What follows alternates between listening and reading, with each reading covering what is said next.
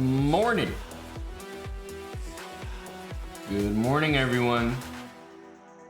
Kian, thanks for the 3 months. Vaughn Budicus, 8-month resub. What's up, Kian? Vaughn? Hello to Dr. Usidik as well. Elias, are you cheering for Eric in today's match? We're up against the young, talented Grandmaster Pragnananda from India. Hey, Kilimanjaro, Etienne, Tom, Irish Frank.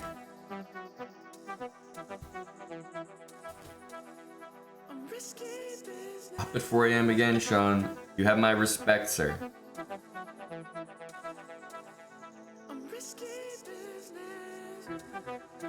Howdy, lols, cat. Bagels, Airbus driver, Matthew.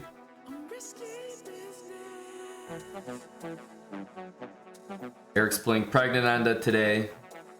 And it's a 4-game match. It's rapid chess, 15 minutes, 10-second increment. Pragnananda actually won his first 3 matches. So he's on pretty good form right now, and he was stopped by none other than Grandmaster Magnus Carlsen. I think that's pretty fair. If that's the guy you're losing to, and that's the only guy you're losing to, I think you're having a good tournament. But Eric can jump on board and continue the losing streak. Eric can join Magnus as the only people who've defeated Prague in this event in terms of the matches. But it's going to be a tough match, no doubt about it. Prague is not coming in here as one of the highest rated players, but he's certainly the youngest and improving a lot.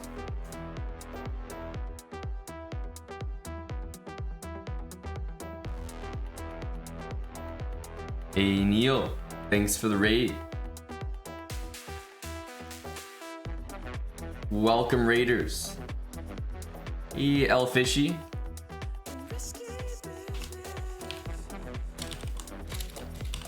Just in time.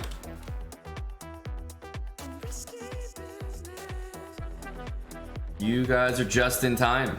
We're getting started here in just a couple minutes. The players are gonna find their seats in a sec. We got Salty here. Hey LeBrad James. I got my coffee once again. I'm equipped. Ready for some chess. I considered doing Title Tuesdays this morning. I also considered streaming yesterday, as I said I would, but I got some stuff done instead. I had to do a lot of errands, or a lot of, like, what's the term? Like, chores. Chores is a term. Housekeeping stuff.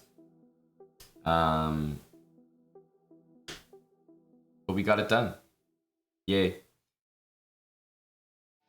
I don't think I'll be able to play the late Title Tuesday tonight, because I'm going to go to the Leafs game. Leafs against Detroit. That's the plan. But I'll be around. In the evenings later this week. Go Leafs! Hey Adam Hart. We spin the wheel, Airbus, but there's only one name on it. Super Serial Guy, thanks for the 7 months. Whoop-de-doo, thanks for the 11 months.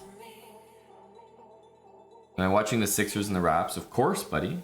Always. Watching and betting. Let's see. The players are getting sat down. The only 2 players who are not in their chairs at the moment are Grandmaster Magnus Carlsen and Grandmaster Eric Hansen. It's well known in chess that the second player to show up to the board is the designated alpha. I don't know if you guys are aware of that, but that's actually a thing. If you show up first, you're considered the beta.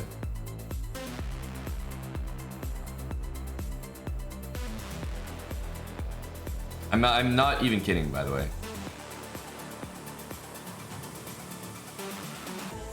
Generally, the higher rated player has the privilege of showing up second to the game. And it's not really disrespectful, but it's slightly, maybe slightly faux pas to have the higher rated player sitting at the board while the clock has started and waiting for you.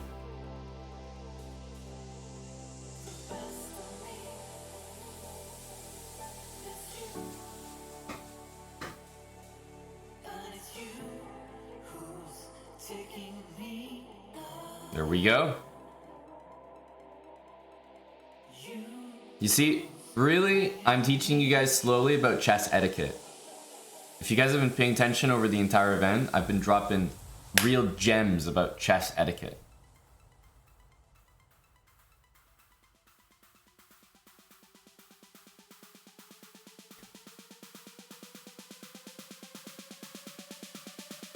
Are you a fan of the drip, Airbus driver? Eric's drip at the moment?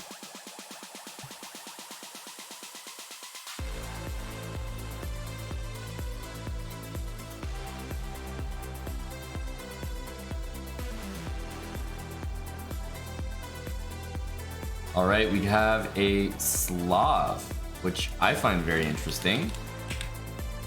I don't find the opening interesting at all, but I find it interesting that Eric decided to play it. Eric is definitely a Nimzo player, so stuff like that. But what's very fashionable at the top level and works out a little bit better is that those players who want to play the Nimzo don't get what they want, because players with the white pieces very often choose the move knight f3.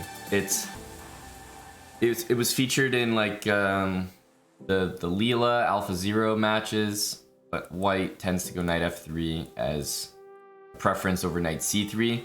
Knight c3 kind of gives black what they want, this Nimzo, but knight f3 has a very good reputation for white. And yeah, you can still win games there with black. It's not like it's a forced loss or anything, but it's just the meta right now, I guess, that knight f3 is a little bit unpleasant for black unless you're playing d5. c5 is like the Benoni. It's not thought to be very good, and you only really have Queen's Indian as an option, and Queen's Indian is not the most ambitious, yields a lot of space and advantage to white. So interesting that Eric decided to play just d5 straight away, and then specifically c6, because you can still play some of the main lines like this, but Eric's decided to go c6 and play, I'll be honest, a position that I don't think I've seen from Eric, geez, maybe ever.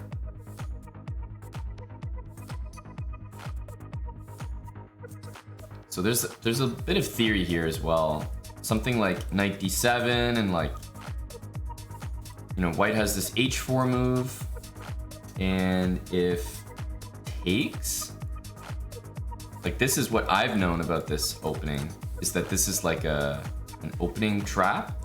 So that's why I was highlighting the other knight f to d7, because you use this knight, and then if h4, when you take, you're not your knight's not being attacked, so h5, you have h6 or h5, let's say.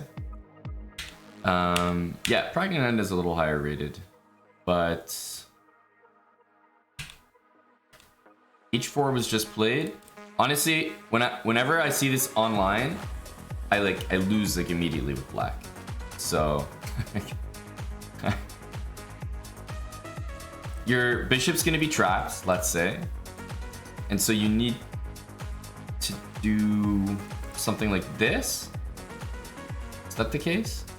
But it's so easy to just lose a piece with black or get a terrible position. Your bishop's gonna be trapped, so if you play h5 or h6, then they just take here and they go bishop d3, and they're just much better.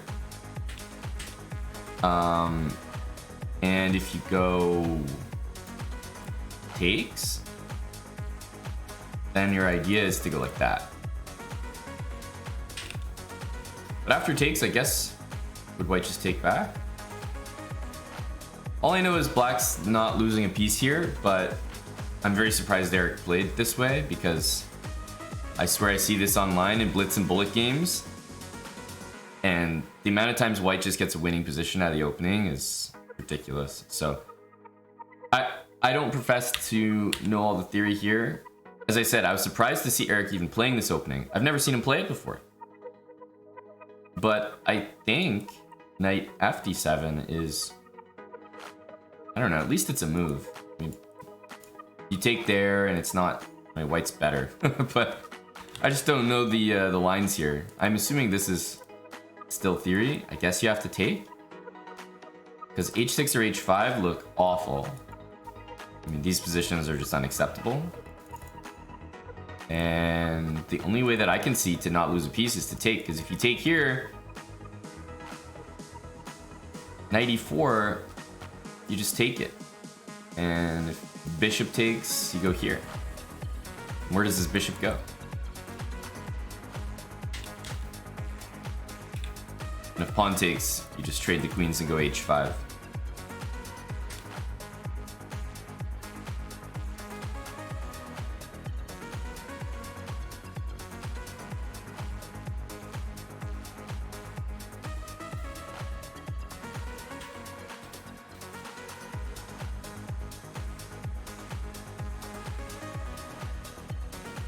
Knight d7, h5, bishop here f3. I mean, maybe there's, I don't know, maybe there's some sort of like sacrifice that I'm not aware of fully. But I don't know. Position definitely makes me nervous. Every time I get it with black, I get an awful position, like a completely unacceptable, unplayable position. Why not h6? It's the same thing as h5. Like, this happens and white plays bishop here, and how do you defend that? You just can't. Like, king f7 is a disaster. And you never really want to be taking away from the center anyway.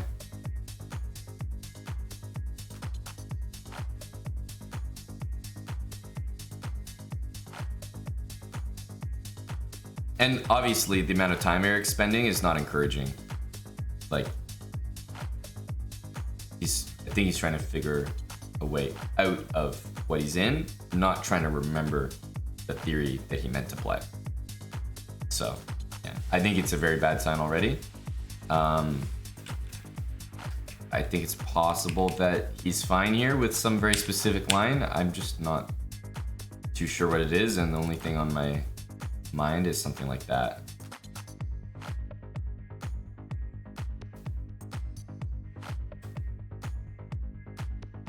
Because it almost looks like, let's say this is a bad move, it just looks like he played too quickly. But as I said, I've never really seen, I think I just seen him play other stuff more. Maybe he's played this a bunch in Blitz and Rapid, or even over the board, but I don't think I've ever seen it before.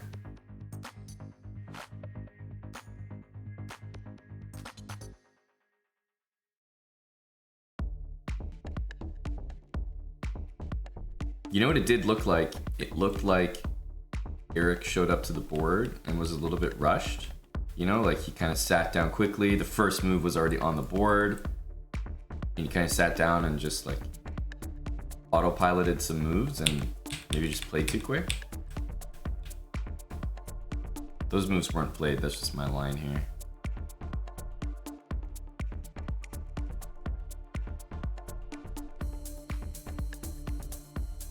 Maybe this move still gets the bishop trapped somehow, but my idea was to go bishop d3. Yeah, I don't have a recommendation other than this. And I don't even know if this works, but this one definitely doesn't work. This is like a common opening trap.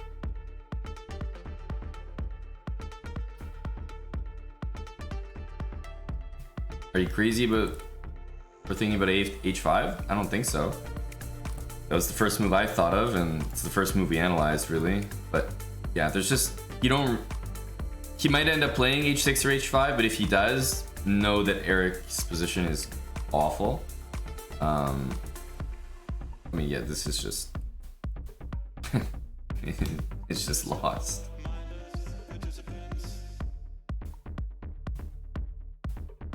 DC4 is theory. That's what I thought, Amada. This is the, save me here. I don't know anything about this opening. But DC4, as far as I know, is the theory.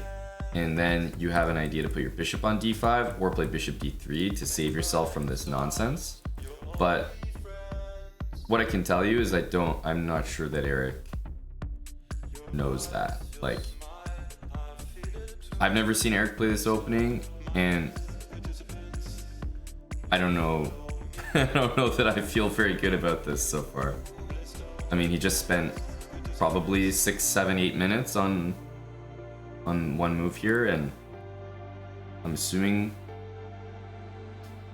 that there could be some issue with it. So bishop b4 gives him control of this square. The question is, what happens after this?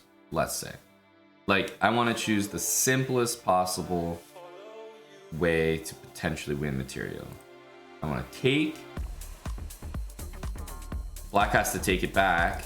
If you take here, I'm gonna go here, and then I'm gonna go here. So this looks simple.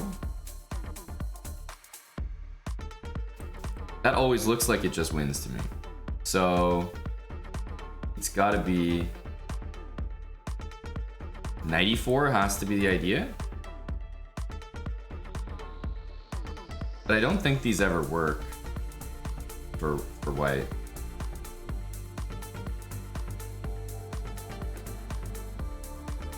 So he might want something like, you know, this.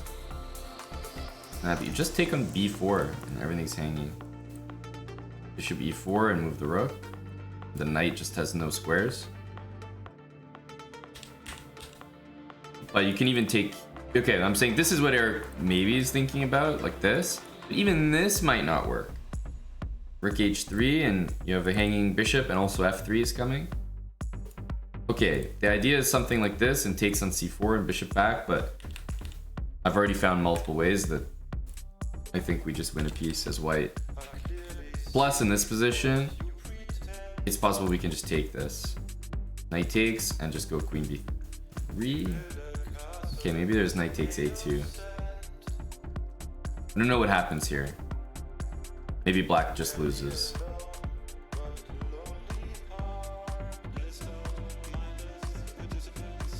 Yeah, okay, this looks like it loses. So everything looks pretty lost here to me.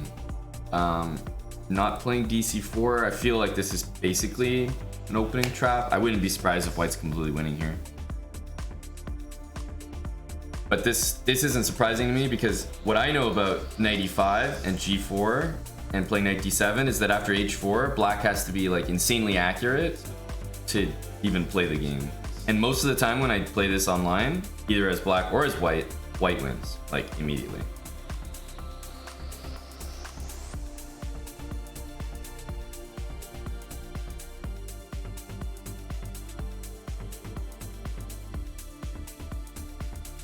Do you have any particular insight for us here, Amadan? Is this, well, bishop b4 is certainly not the move, right? This is not a good sign. That was also Eric spent 7 minutes on bishop b4. And Prague is also spending time here, but he's spending time because he thinks that he might be winning or something. Like, he wants to check if he's just taking a full piece. So I was thinking about knight d7 to simplify things, but of course it's also possible that you just go h5. And after h5, I wonder what the lines are.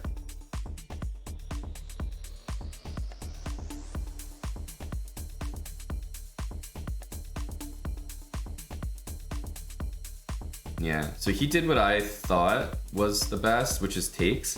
I just don't think it's good for white to allow the pawn to get there, because there might be some lines where there's a queen trade, and for white, you don't need the knight anymore. You've trapped the bishop, so take here. And now if black takes like this, there's no queen a5 in a lot of lines, no queen h4. And if you take with the knight, there's no knight e4 at all. And okay, king takes is white's better already. But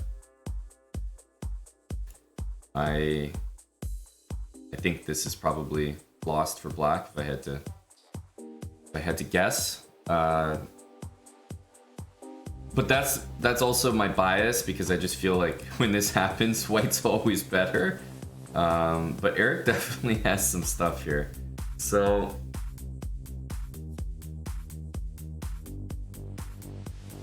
what does he want?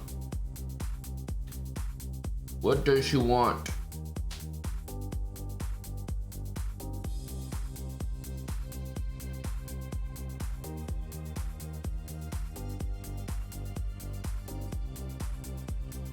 He wants this, so maybe something like queen c7. But it should never work. I mean, white, like maybe he wants something like this. I'm very skeptical about the whole thing, but in my head, that's what he's looking at. Okay, even king here. You know, this sort of stuff. So I think he's playing queen c7. Yeah.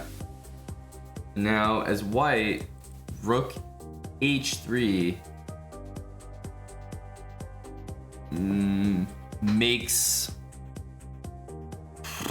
Rook h3 seems in my head like a good move right now.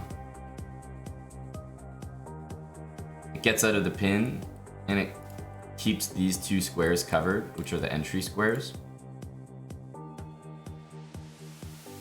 All I'm saying is that black's position is hanging on basically by a red right now, and I imagine that white is a few accurate moves away from winning. That's my impression. Rook h3.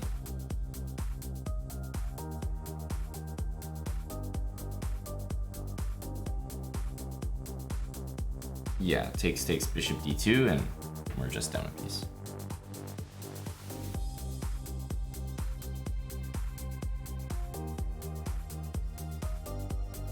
But I could have called this basically as early as knight d7. Well, I did. I did. Very unfortunate. I think that he seemed rushed when he sat down. Right, he showed up a little bit late to the board. Kind of sat down, busted out like just a bunch of moves, bunch of quick moves. And knight d7, I think you probably have to know exactly what you're doing. Maybe I'm being harsh and it's not a blunder, but I think everything all together worked against Eric here. I've never seen him play the opening, so maybe it was a last minute prep thing, but no matter what, he's not as familiar with it as other openings, even though I'm sure he's seen this trap before. Well, trap idea. And I think this is the move. I think dc4 is the move, but when you're at the board inventing stuff and you're no longer in theory, then something like this can happen. Black has a little compensation. I mean, if you say so. It's a pretty, I think it's a pretty one-sided game. Yeah, I don't think knight d7 was a blunder by any stretch. It's just one of those moves that you're forcing yourself to go down a very narrow path. I don't know the theory here, but I assume Eric's move was fine. But you have to know what comes next, because white's plan is very dangerous, simply trapping a piece. So if you play this knight move, and then your next move you have to think for 7 minutes, probably not a good sign.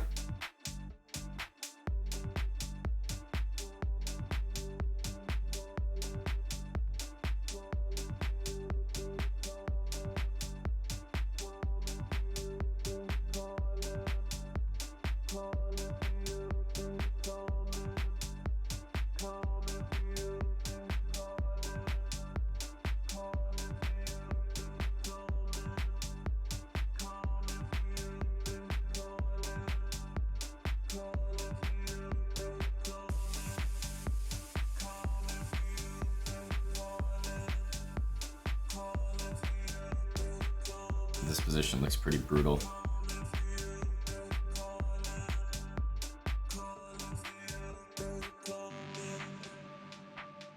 I think I like the decision to castle. Probably wants to play f5 next.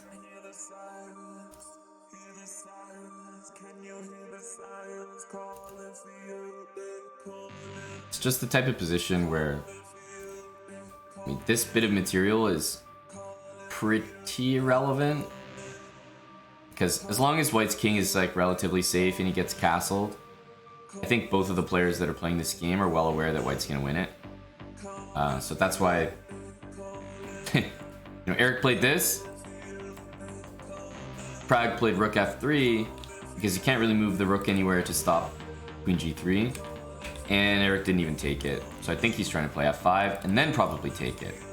And if White plays queen e2, then takes and you lose a move. So he's trying something here. I guess after knight g5, rook f3, if you castle rook f4, I mean now you have to try to get your material back, but it's hard to commentate games like this objectively, because the objective result is like White's winning in all these positions. So it's hard to really recommend lines, but Eric's just gonna try to open the position probably. If the position stays relatively closed and White castles, I think White just wins.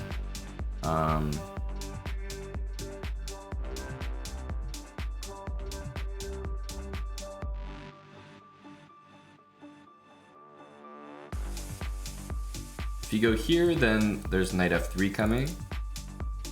White obviously still needs to play with a degree of accuracy. If you go queen e2, how can we keep the position open a bit? e5?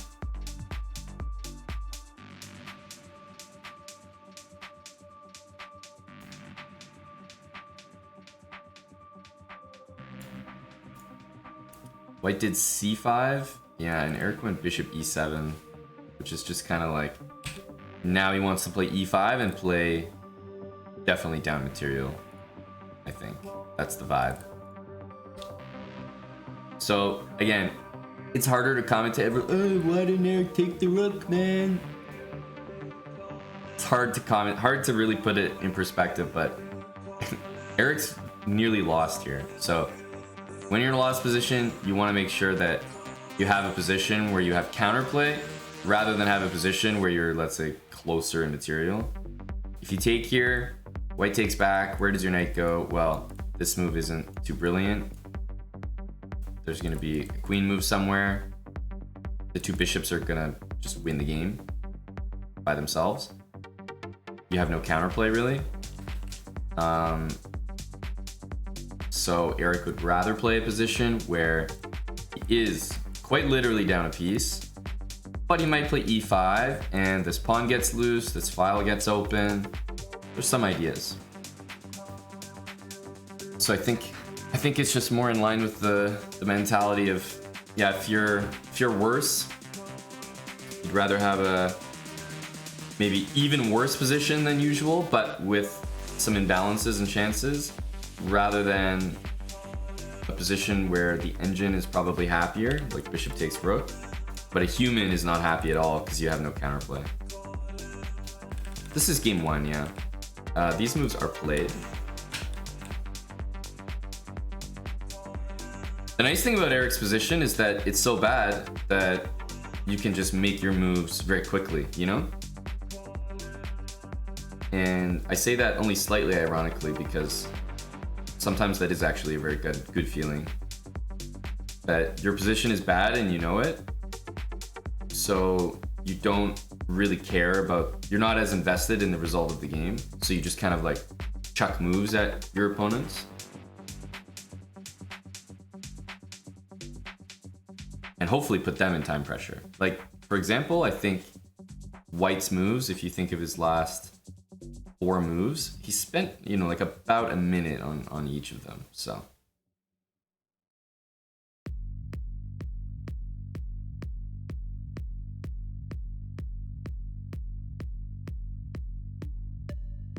Yeah, c5's not, doing a ton, but it's still a decent move to attack the center. Does Eric want to play e5 is the question. The other move that is kind of nice is b5, b4. But, we got like a nice blockade here and pretty solid structure. I would just make the obvious moves quickly at this point.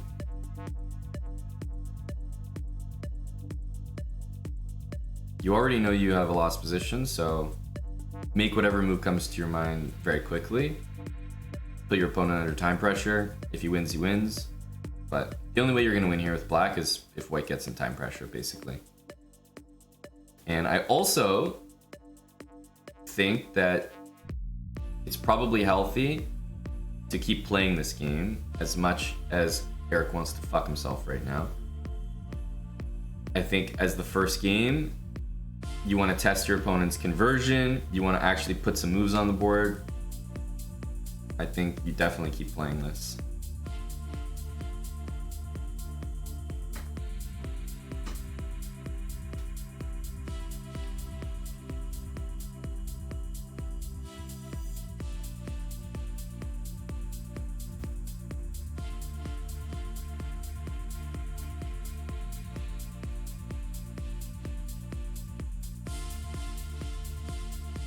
Yeah, it's tough to watch.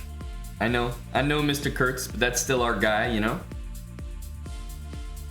And we've all been in positions where we fucked up an opening.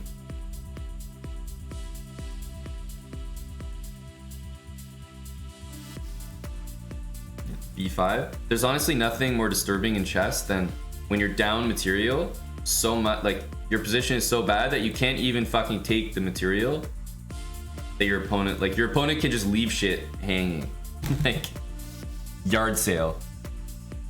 His position is so good that it's better for him to leave the rook here than to move it.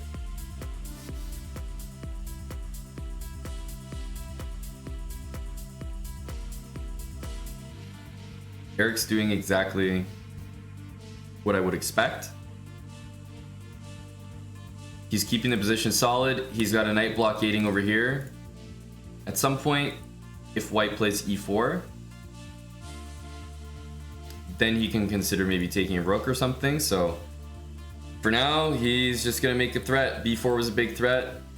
Now you don't ever want to play b4 basically because knight a4 will kill you. So you might go rook c8. I think you just want to make the obvious, like whatever obvious move comes to mind here. Opening the c file certainly makes some sense though.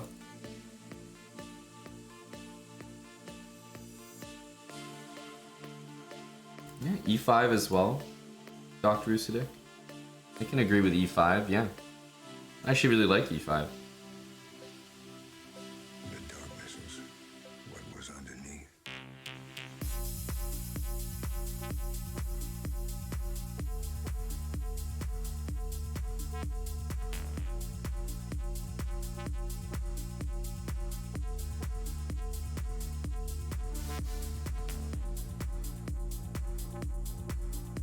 The only reason I would choose this over e5, if that was my decision, is that I have the mentality that I just want to stay really like solid and don't want to commit anything.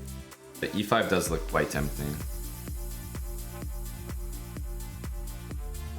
We can take the rook, guys, but actually here we might take the rook and consider knight f3. So that's actually that's what Eric's considering.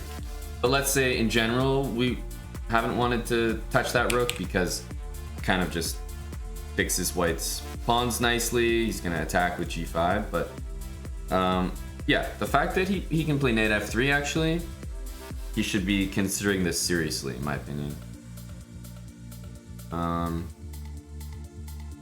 What happens here?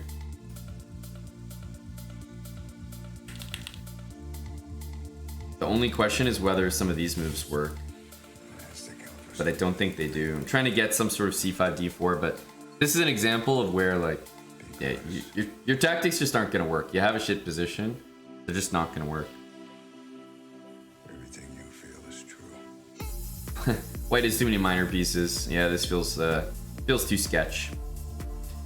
So yeah, he goes rook c8. That's what I would have done. I belong to another world.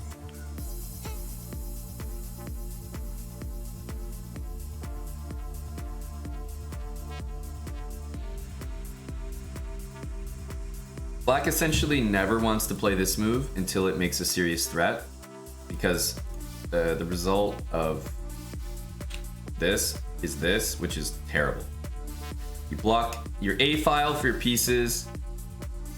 The knight's supported. You have no piece that can ever attack this square, so the knight permanently stays there the rest of the game. And it's also attacking c5, so you can't even push c5. So b4 would be horrendous.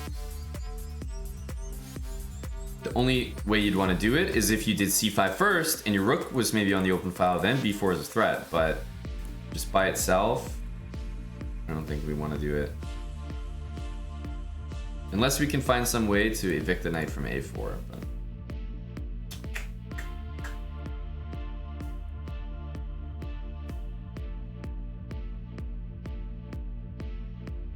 you know, something like this, even at best, probably isn't enough. And let's not forget, you don't have to take this. But yeah, I think Eric's only going to play b4 if he has a real calculation to follow up. b4 as a move on its own is never good. So the only reason you'd ever play it is if you have a concrete calculation that you're going to follow it up with.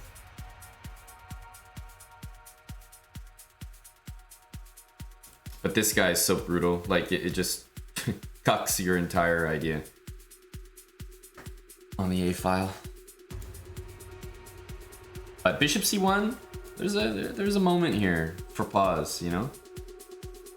e5 certainly comes to mind, but after rook there, you feel like you want to get that moving.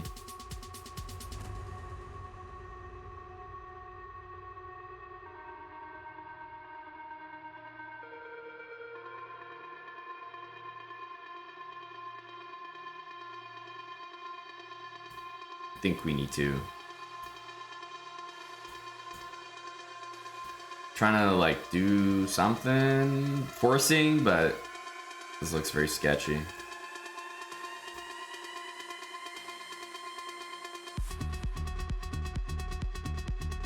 Yeah, I mean, we're just dead here. We're just dead here.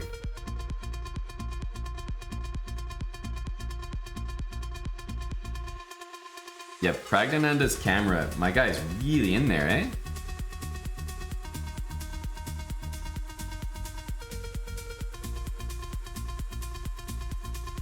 Like, for me to be at the same level, I'm currently like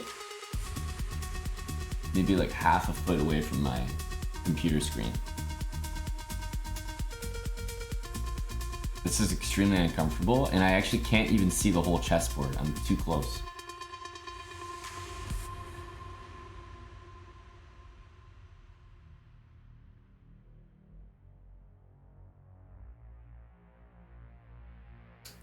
I believe we are looking at the move e5. You know, I think it might be time for white to just put the rook back on f1 and say, okay, dude, it's, you know, enough is enough.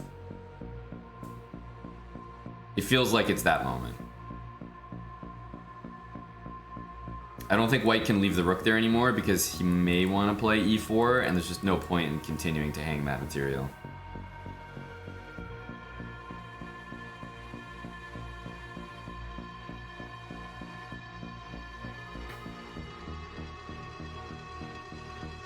However, what's the idea with this? I think it's e5.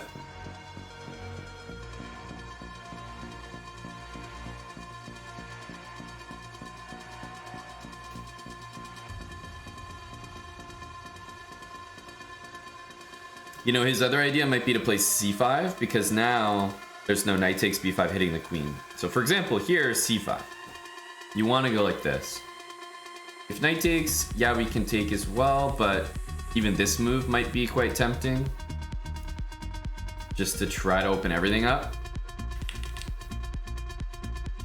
However, he's done what I thought he was going to do, which is bring the rook back.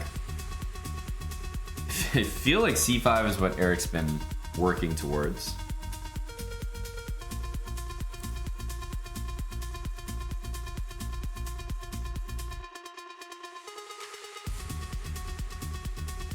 Yeah, we can take and hit the queen, but I'm not sure if this is the best way to play. Because white's still very solid. The fact we're taking pawns doesn't really matter. Pieces, yeah, like everything is so well defended. So I almost feel like you'd rather go for c4 there, but it's speculative at best. Bishop b4. Now c5 is definitely the move. Now c5 is incoming.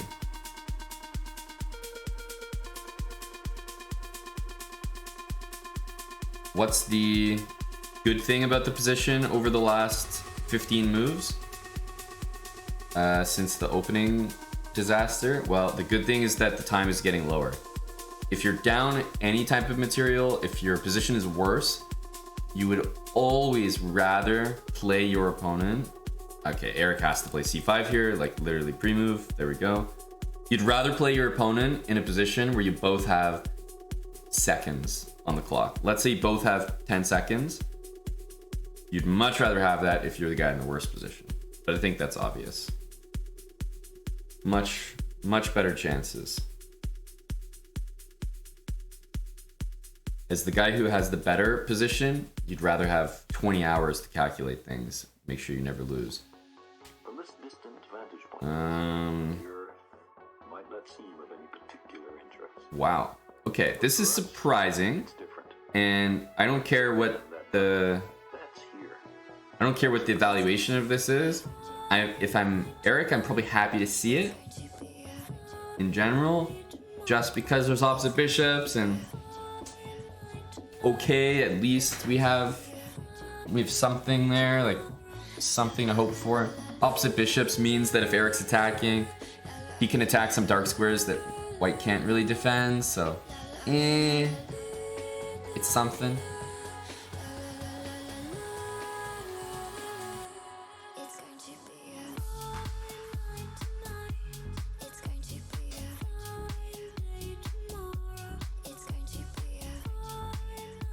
Yeah.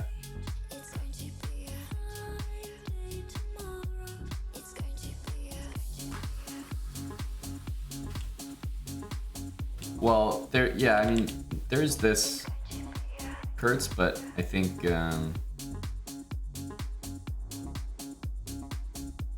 he's just gonna go here, probably play a4 next, and it's just, man. Rook's also hanging. It's probably just a tough position to win. At least with c4, you have some open lines, but I don't know. I mean, everything is objectively lost, so can't really say too much about it. There's this with queen takes e4 is an idea, but it is pretty much just that, an idea.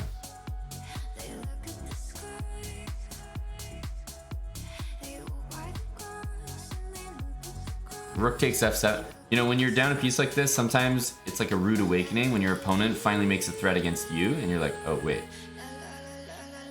Wait, I'm just down a piece. Like, this is just unacceptable.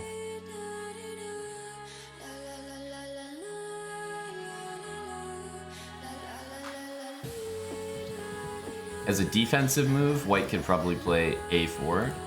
Queen b3 drops the pawn. The threat is very clearly this.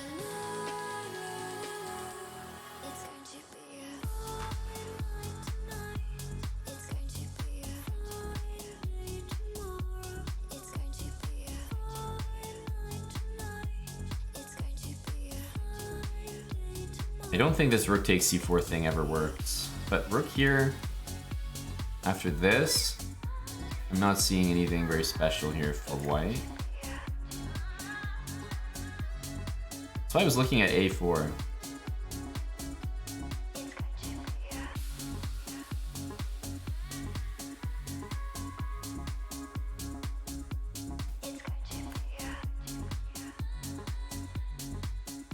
Queen d3.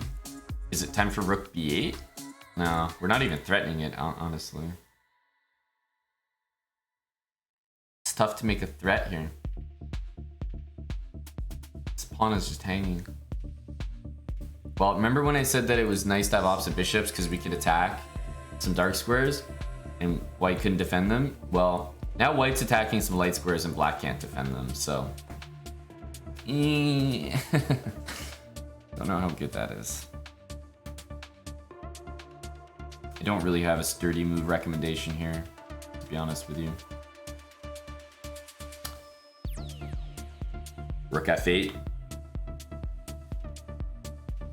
Yeah. Understandable, but definitely lost.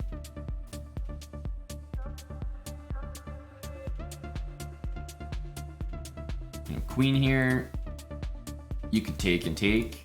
Rook c2 looks like a move, and honestly, king a1, rook takes b5 is probably what Eric wanted. But yeah, rook c2, just, there's a lot hanging here. And we're down a rook. Probably got to play bishop f8, and at this point, white's king is safe, and wouldn't be surprised to see this one let go.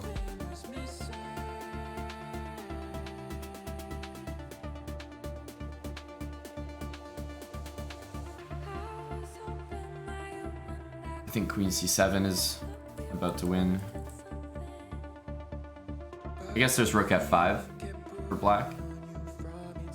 Or actually there's queen h5 as well. I guess rook f7.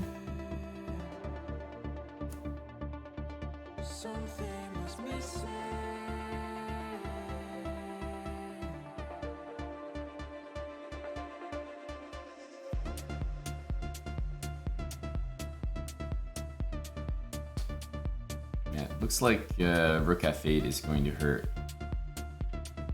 Maybe bishop d6. Or rook c7. Question mark.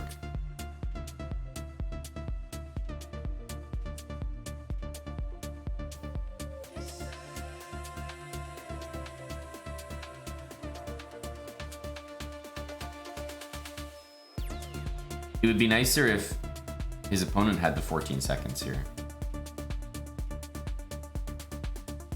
A lot nicer.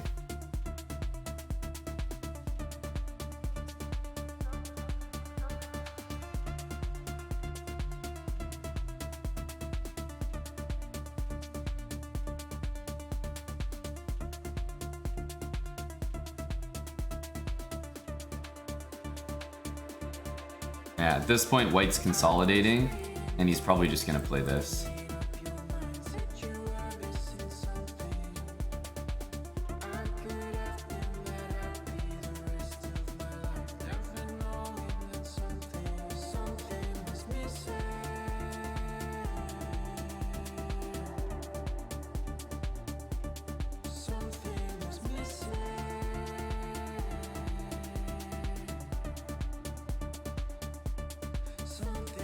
I can go here. There's queen d3.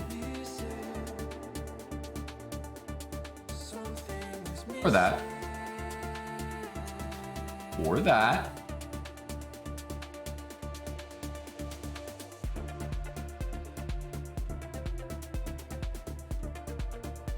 Bishop f6 will happen, or maybe bishop g5. But the point is, if I was white, I would probably be running that pawn. This position might be a little bit more interesting if white, for some reason, didn't have their A pawn. Because then you can sort of get behind the idea that, you know, if you lose too many pawns, it's very difficult to win a chess game without any pawns. Let's say that.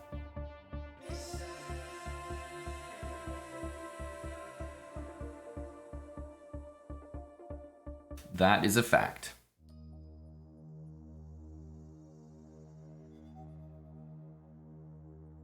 Yeah, bishop on f6 is finally actually very well placed. But this pawn is a real killer. He's not moving it though, so I think he's going for a different way to win.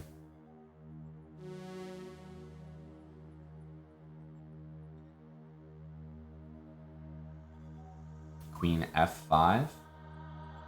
Queen f5, you have to be a little mindful of this bishop. Like queen f5, queen f2. You guys can always count on me to look for a queen trade. Because if the queen moves somewhere, there's queen takes f6.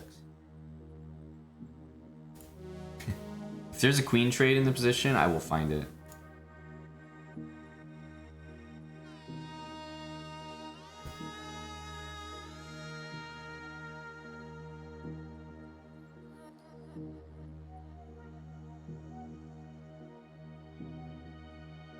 D4 can't really be taken here.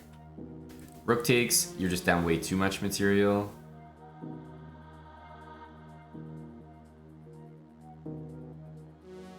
Okay, there's no threat there. But if queen f5, queen f2, I think is quite a tricky idea to trade the queens. So you might have to play like this. Good move, buddy. Good move, buddy. Now he has 20 seconds. That's what we like to see. Now Prague has 20 seconds ticking down. Oh, this is just a strong move? That's just a strong move. Same idea. Same idea. Queen f2 is better though because there's no queen e3. Now he has queen f2. I mean, what can you do? Guy finds the moves, he finds the moves. Lost position is a lost position. I think it's probably fair to resign now.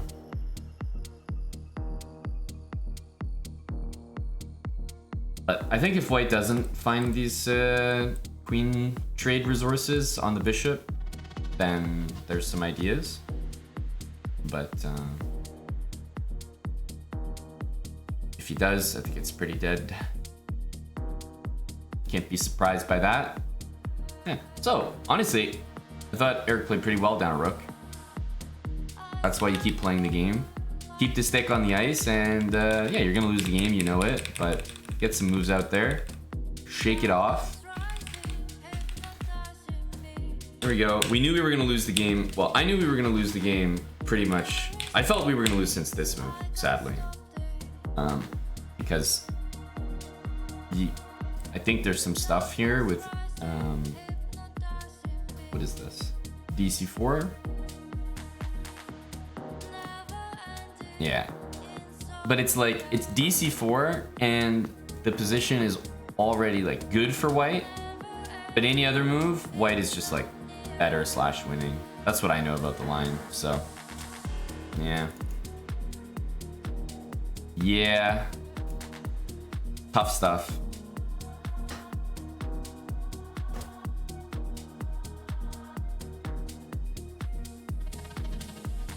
So we lost the first game, guys.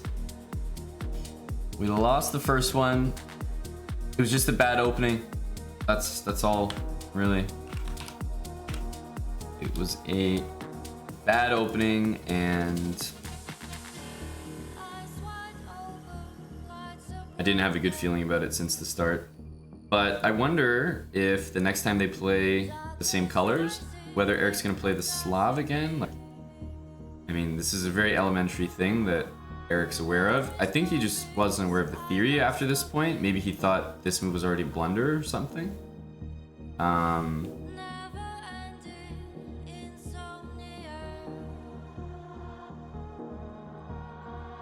Ragnananda looks a little different.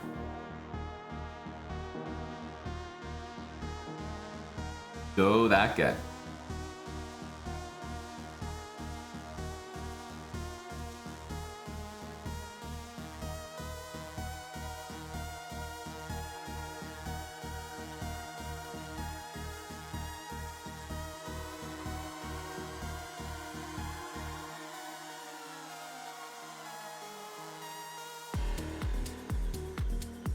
Did they just move the camera down?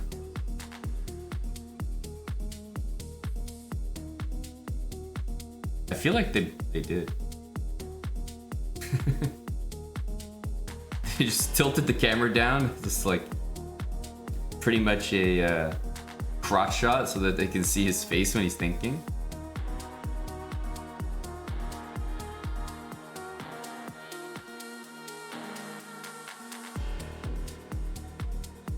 That's funny.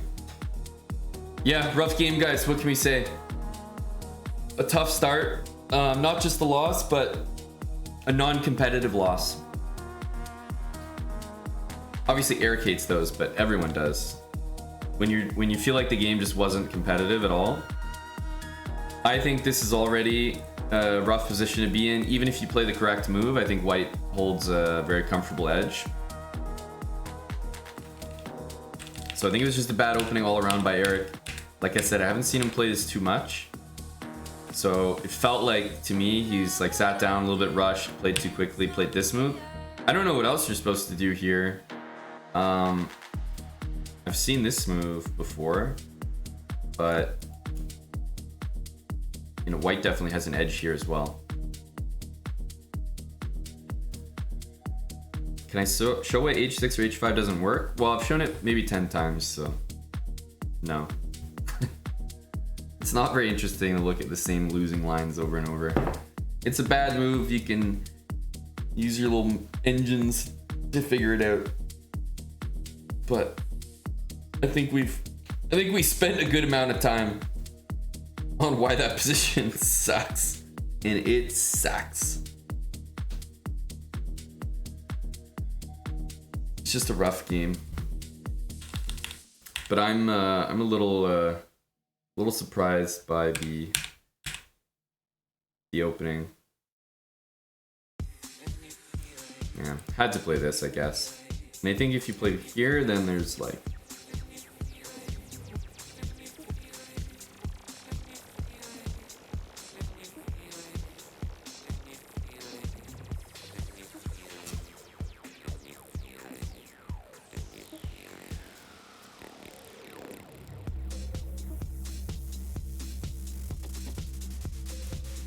something like this, or maybe even this, but I think bishop b4 is better.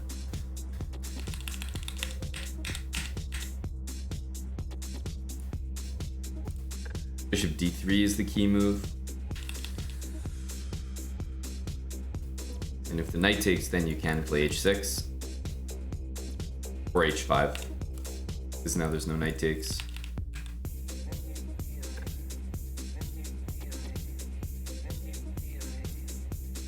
Yeah. I believe this is the idea.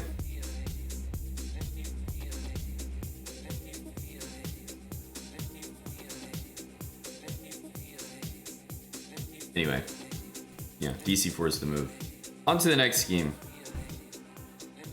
On to the next scheme. Not much to say about it. Just opening disaster.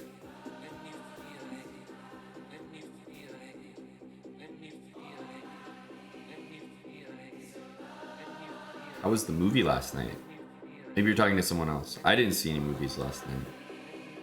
No movies for me.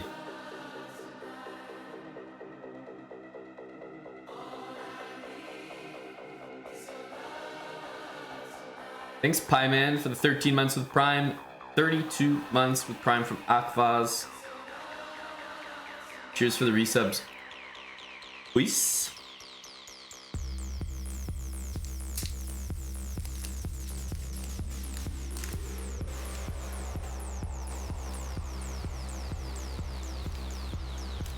Hey, Bob. Well, that's good to hear. I think you should probably be experiencing a lot of immediate success with it, especially at your rating bracket.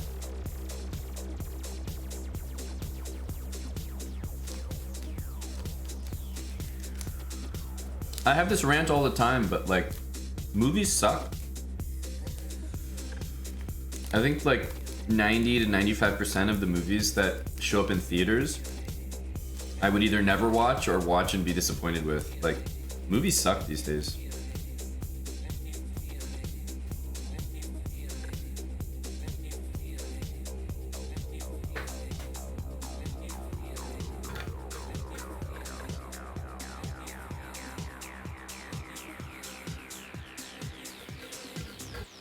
I think the streaming platforms like Netflix, etc., there's obviously a lot, HBO, blah blah blah, they're much better at making an addicting TV series with a low budget that I would watch, and yeah, I would consume every episode of on my couch, rather than the trash that gets put in like the mainstream cinemas and like generally sucks.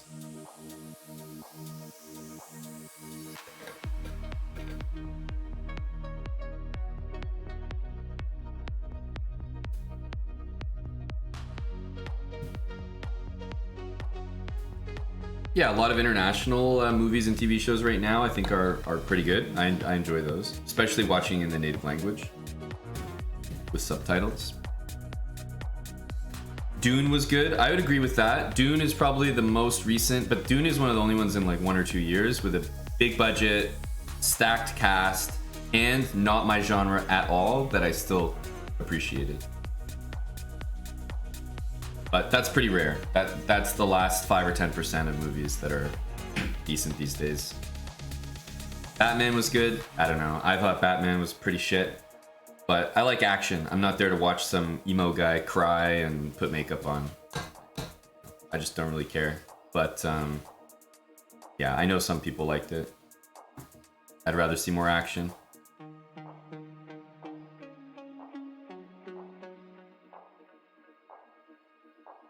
It was probably very maybe well made. I don't know. People like that type of Batman. But it's kind of like the Joker. You know, there's the Joker movie, and then there's the Joker portrayed in The Dark Knight, and everyone's gonna be pretty like firm on their opinion, like which one they liked more. Joker was probably a very well-made movie. I know a lot of people love it, but there's a strong preference usually how you want your character portrayed. I want my Batman character portrayed nothing like the recent Batman. It was just like not a lot of compelling action scenes. I thought extremely underwhelming action scenes. Maybe well written, maybe emotionally sound, but I couldn't care less about that stuff.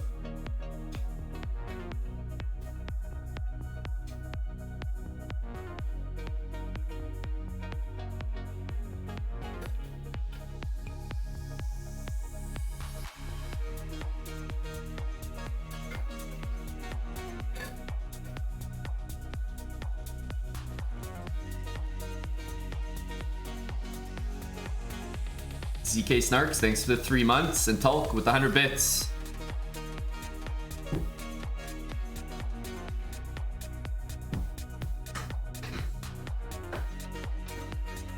Yeah, Dark Knight was good. I thought the Joker in Dark Knight was great. Even the Batman character.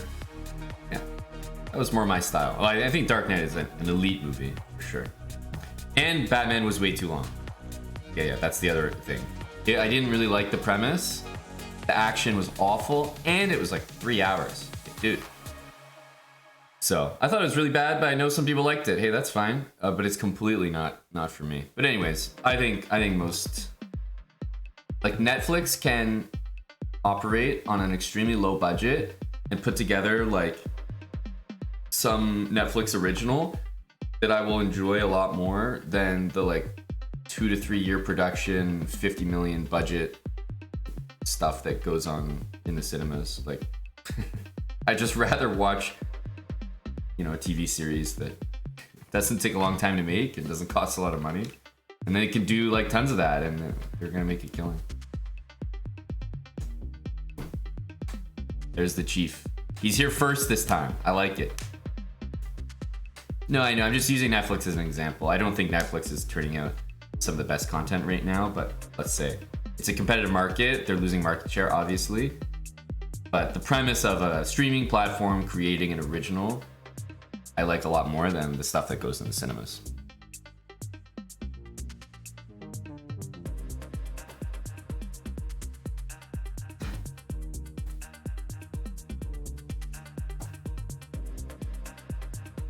I'm gonna change the...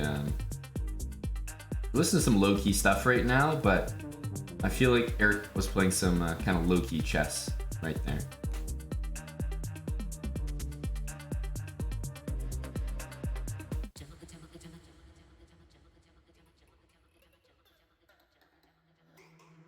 Here we go. This looks extremely theoretical, and d4, bishop d7. Yeah, exchange rook, exactly. If you really want to avoid it, you'll play d3.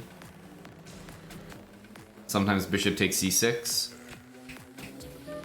We have this on the board, and I mean, you're basically wondering how to keep the game going in terms of an advantage.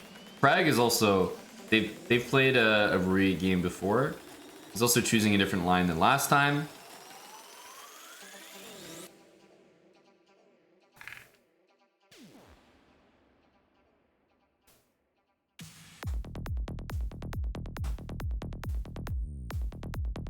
We need some way to play for an advantage.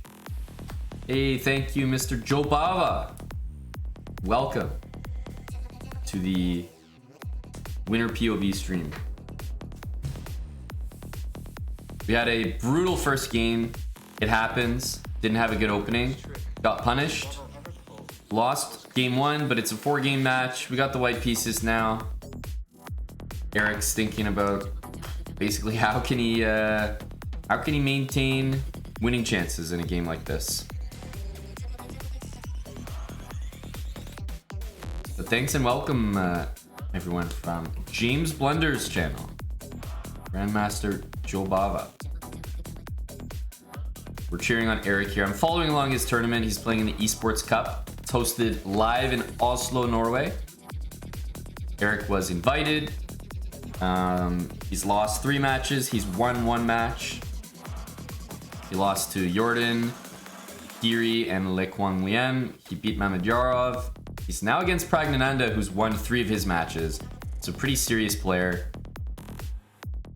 Pretty good form at the moment.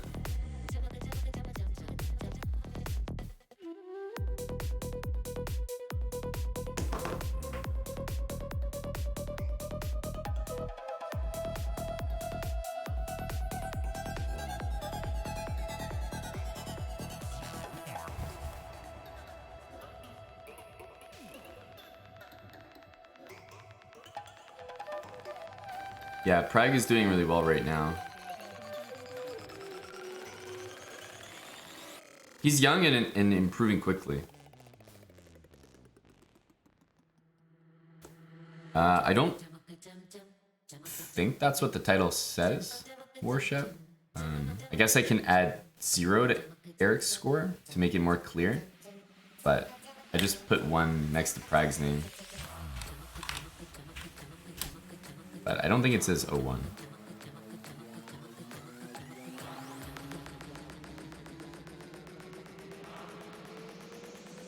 This is a full theory, by the way, guys. I think it's more clear now, though.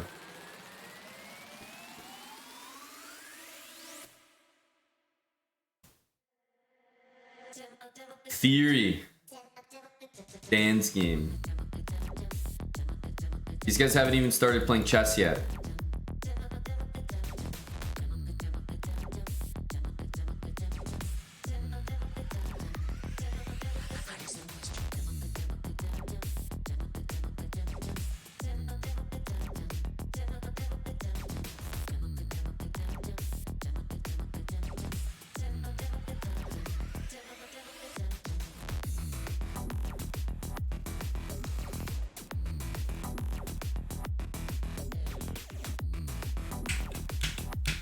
Interesting.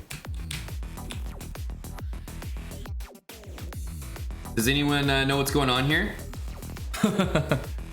E45 theory, good god. The entire game could be over before I understand it.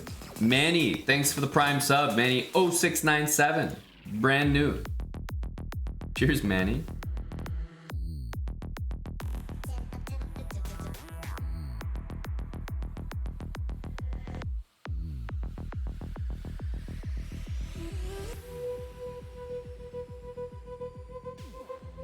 Yeah, guys, there's a pawn that is hanging 3 different ways. Which one are you taking? Or are you not taking any of them? I might be so scared, so bitch made here that I wouldn't take any of the pawns. I'd just be frightened. Like a beta.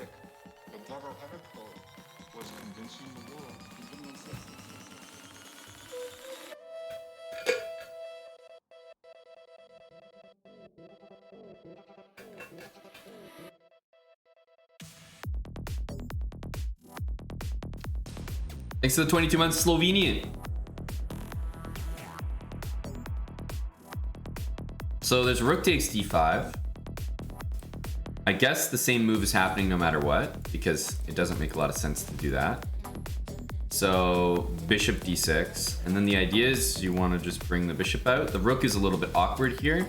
Black's gonna play bishop b7, queen h4, and you know, I'll probably get mated here somehow.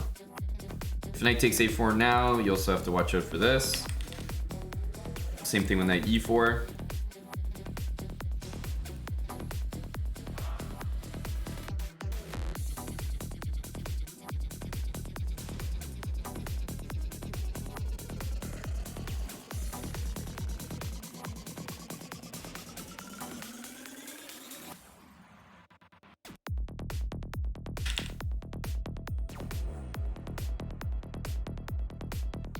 I don't know. Black's probably gonna throw this move in.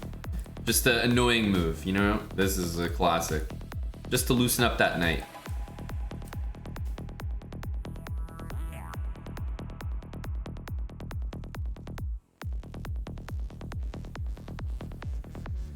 Oh no, this is 100% theory, guys. So, the fact that Prague has all this time should also tell you that. But yeah, this I've seen this position a few times before.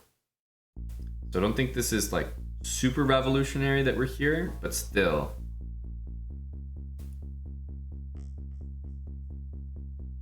You know, it's what the hell is going on here? The rook is so awkward. Maybe we even just play this. The rook has no squares.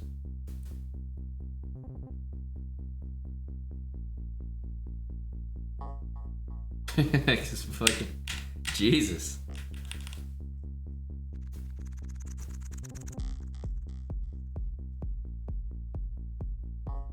It's always weird to have a rook in front of your pawns. Rooks never perform well there, especially in the center of the board where all the other pieces can attack it. So this has been played.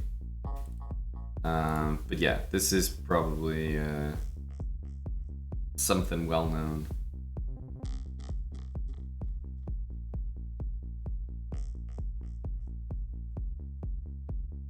Wait, what about bishop f4?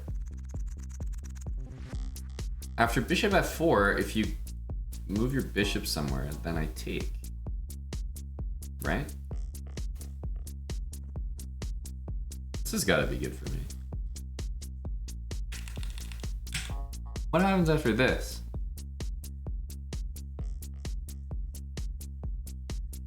Isn't this...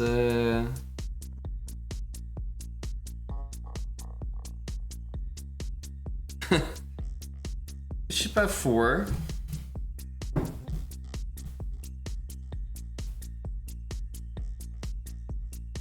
I think you've just got to take it back. But surely this is not so bad for white. Maybe it is. Rook has limited squares. Let's say rook f5. Black's gonna chuck this move in. Go queen c8. Okay, but I have queen d3. It's a very delicate position, I'll say that. But if white's up 2 pawns here, it really can't be that bad.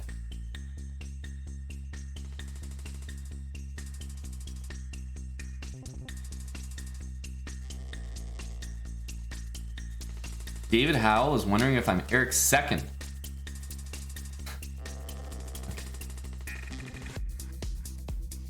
Yes. Yes.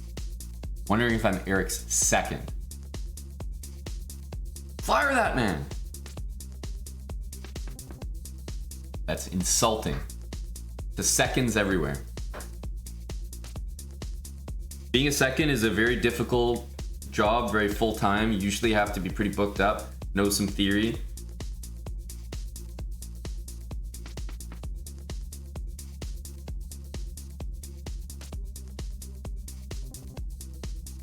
Certainly not.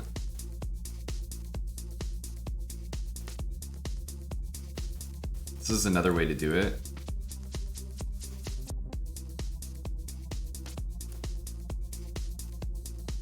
I'm assuming this is what happens. Something like this. You see this? Queen c8? No, queen c7 maybe. I wanted queen c8 in this, but again, there's this queen d3 move, which is proving quite useful. Okay, queen c7 and you know, you can't do this and literally rook c8 and black is going to be better here, right?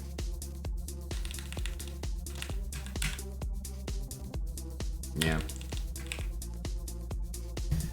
Dudes, I don't know shit about this line. I could look at the position and try to find some reasonable moves, but I'm assuming there's still a lot of theory here. Basically, if black has 16 minutes and Eric has 6 minutes, and we're in theory, seemingly the best position Eric could get would be one that's like slightly better.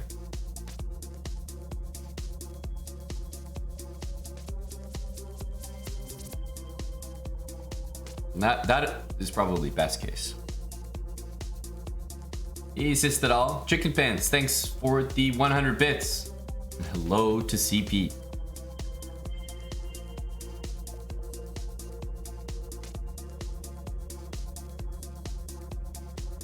Yes, that's a great point, Dr. Usyk. That's a great point, Dr. Usyk.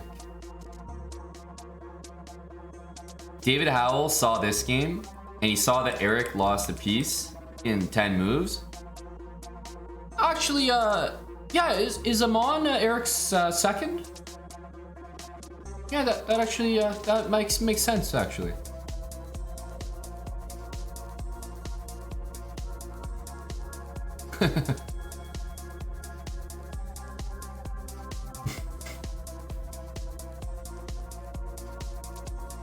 Bro, if you're someone's second and then they lose a piece in the opening, you do not want that public. You will never get hired again.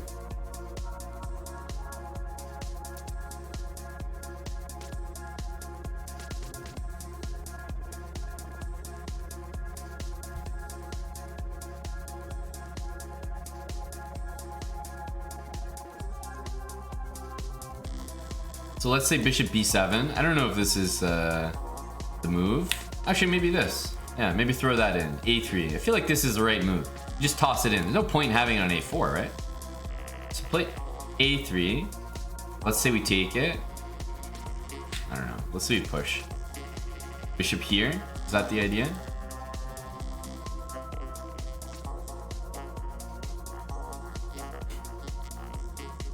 Feels like white's position's not that bad. Is that ridiculous to say? Maybe rook e8 first?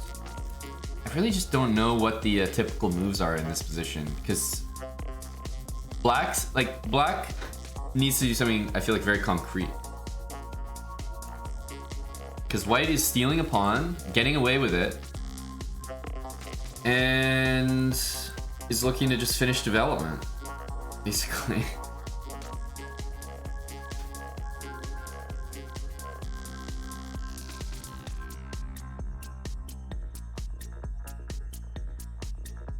The seconds have a second themselves. Well, that's kind of like almost like a pyramid scheme, right? Eric hires, let's say, Robin to be his second and pays him $100. And then Robin hires me to be his second and pays me $90.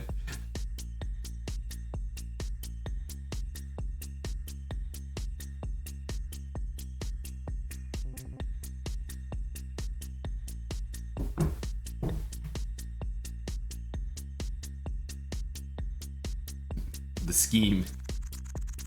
And then I stream and ask you guys to use Stockfish and don't pay you anything. And I keep all the money. Go me.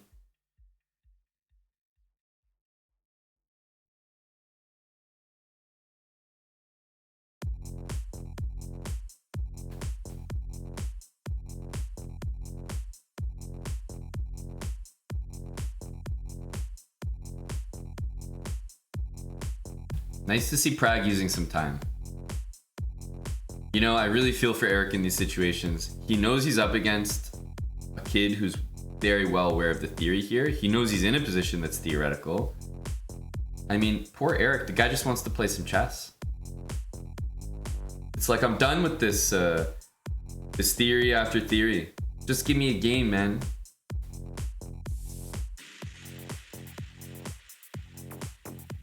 So ironically, Gangster Lion, when someone is preparing against you and they're playing instantly, boom, boom, boom, boom, boom, that's not a good sign. Right? You think like that's not a good sign. Oh man, right? That's what you're thinking. But it is a good sign because it means you're playing the right moves. Now, when you make a move and they suddenly think, that means you probably made a shit move that he didn't prepare for.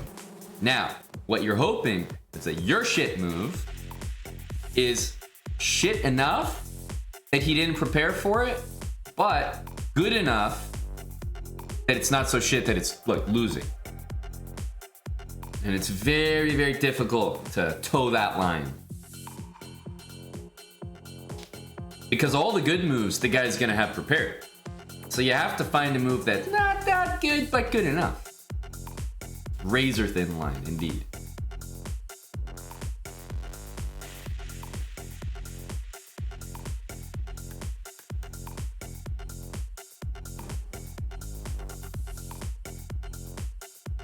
All right, G6. Well, we know that guy's got to move again. Is he going to H6? Because otherwise, Rook A5 for the boys? That always looks odd to me. Number one,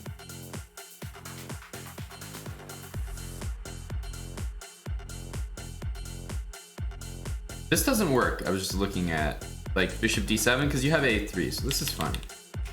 But I assume A3 will get played. And then after A3, I'm wondering what happens because takes, there is this move to consider. Like Rook A4 and Eric's Rook is just like dancing around here.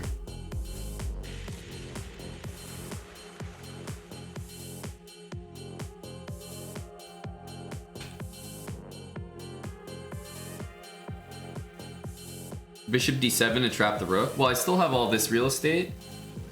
Plus, ooh, I was actually gonna say after this,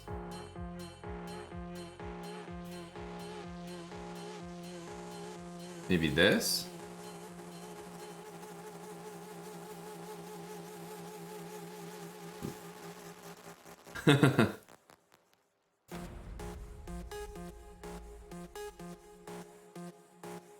If you can get this to work, you got 3 pawns here. This is fine. Maybe knight G4 is even better. Bishop H6. Yeah, I would do that, Tommy, but A4 is hanging. That's why I didn't do it. I would have preferred this, but I think I have to go with knight takes C5 in this case. But yeah, that's bishop D7. I think white gets a lot of compensation there. Maybe not even compensation. White might just be better.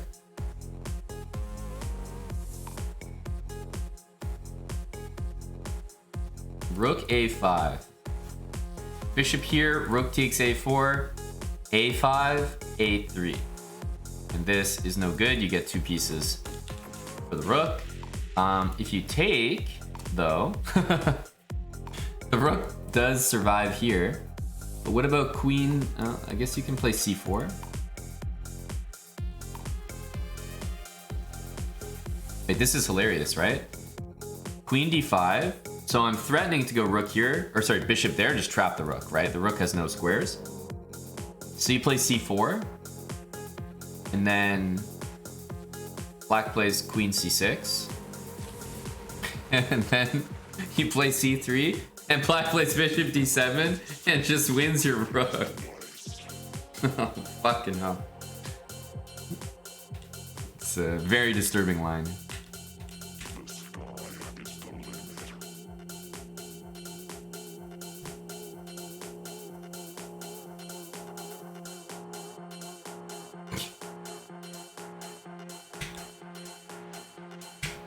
Rook E8, different move.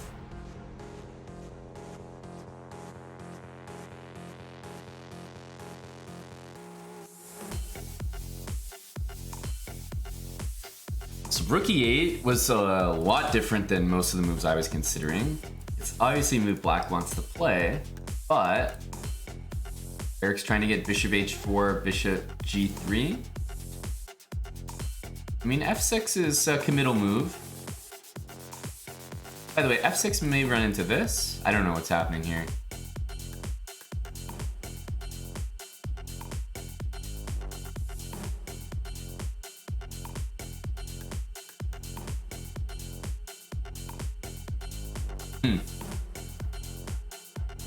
So queen d7, but then it's like,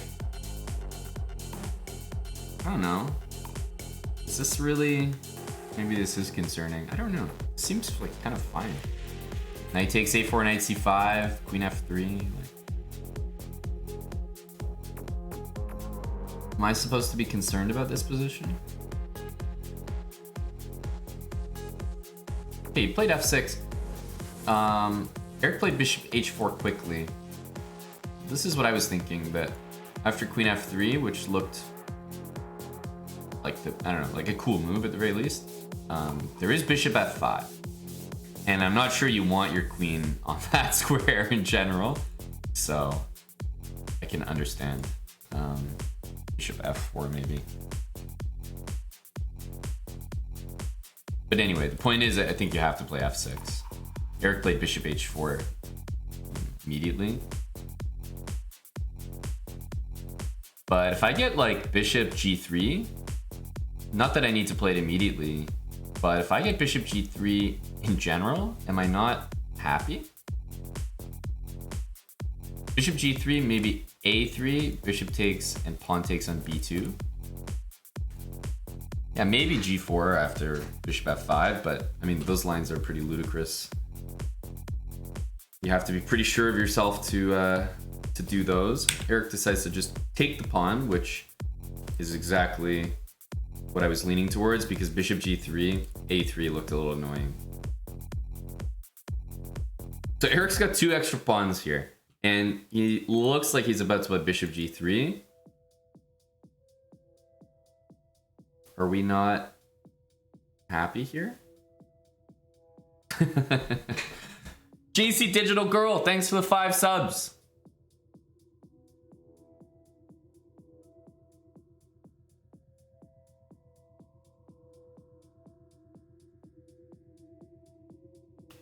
So if rook c4, bishop b5, there might be a situation where we simply need to give up the exchange, which is not even the end of the world anymore. But we're kind of like wiggling out slowly, right?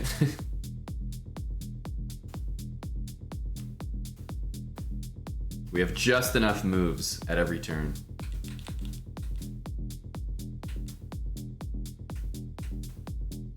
Queen, yeah. Queen d7, you can maybe even take here, but bishop g3 is the solid next move.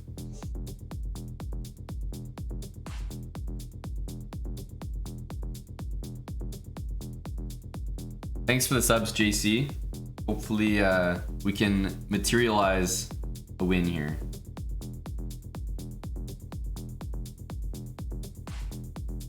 Rook h5 may have been the right vibe, you know? Maybe not the top theory move. I have no idea. but rook h5, and suddenly Eric was bouncing around rook h5, rook a5, took the pawn. There's been 17 moves, and Eric's moved his rook like in half of them.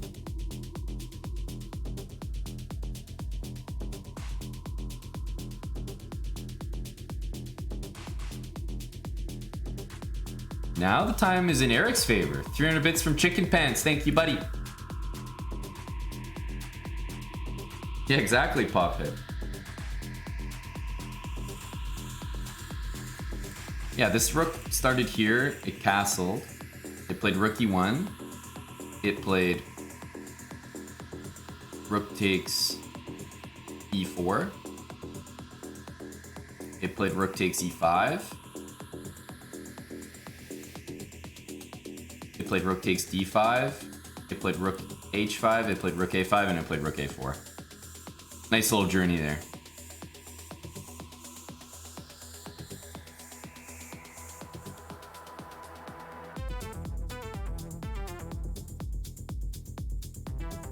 Hey, Bucko Bonsai. When is pawn to d5 viable? I mean, pawn to d5 is a fine move. My first instinct is to do what I've been calling for the last couple moves. The guy's got 2 bishops. Trade the damn thing off. You're up 2 pawns. Trade the guy off. You know you're going to have a better position. Up 2 pawns and executing the #1 plan when you're playing against the bishop pair. Trade your bishop for the bishop of the same color. That's what I would do. It also makes my king feel a lot safer to have less pieces aimed at me. So that's why I want to do this first and foremost. Next, maybe I want to play d5 to shut that bishop down and bring my rook back. But I feel like I would want to do this first. d5 is not a bad move though. It isn't.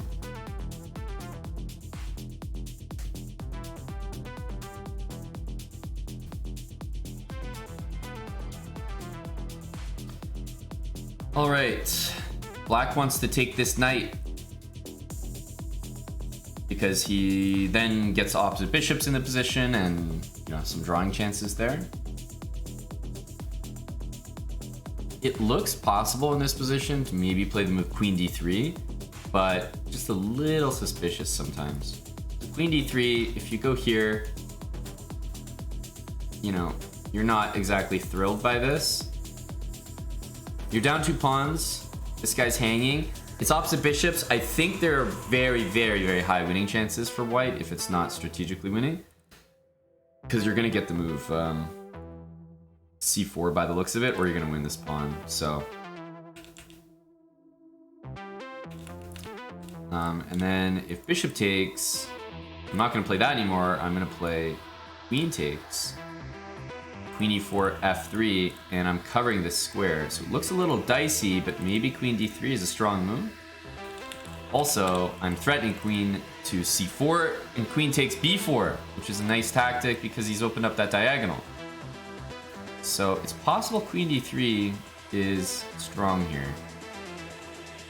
Queen d3, bishop c6, queen c4 hits everything. That would be very bad.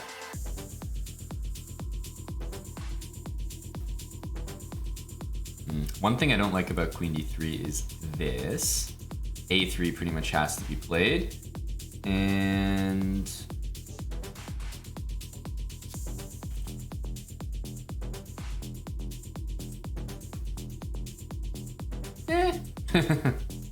maybe this works, but it looks pretty sketch. Not something I'd be too comfortable with. Yeah, a5 needs to be dealt with. This is, need a remedy to that. And as scary as this is, maybe we don't need to react to it. I would either be on queen d3 or probably, you know, getting a little scared and playing a3 so that my rook's definitely not trapped.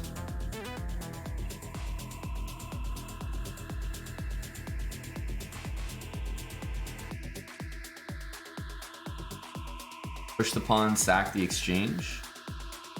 Guess I don't know what pawn you're talking about and what exchange you're talking about.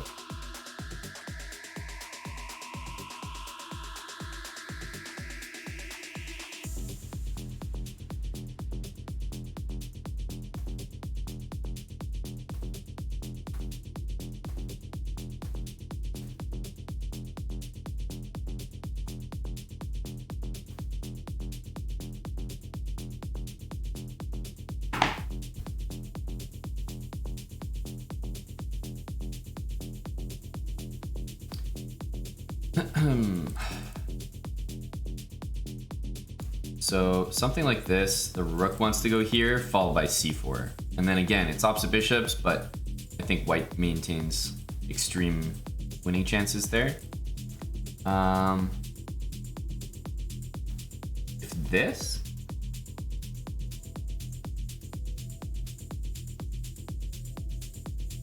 check. Yeah, sorry, I just needed a moment. There's no queen e1 because it's check.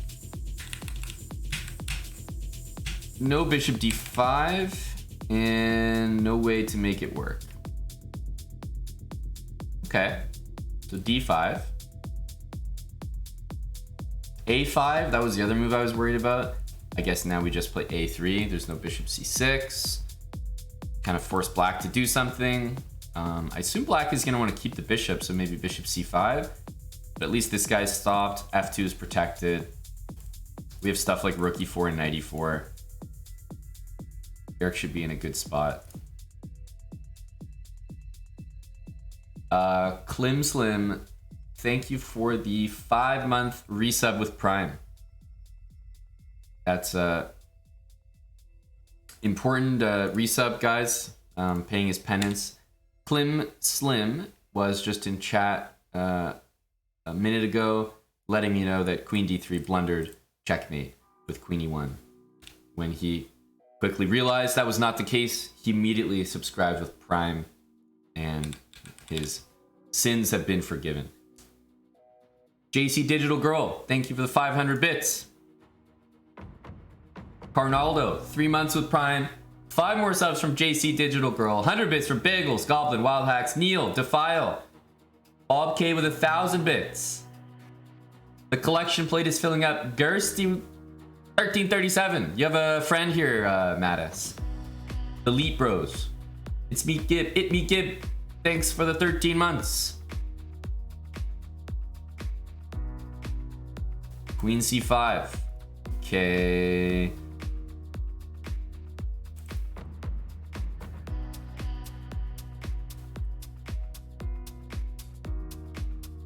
Yeah, probably rook d4 first, but Eric is following the habits. Following the habits.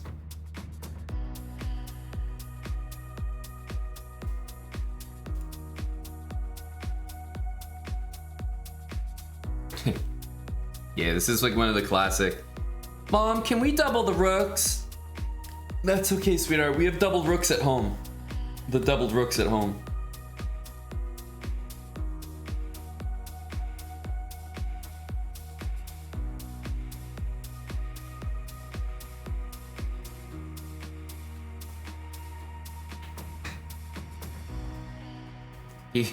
Slightly less effective than usual. Slightly.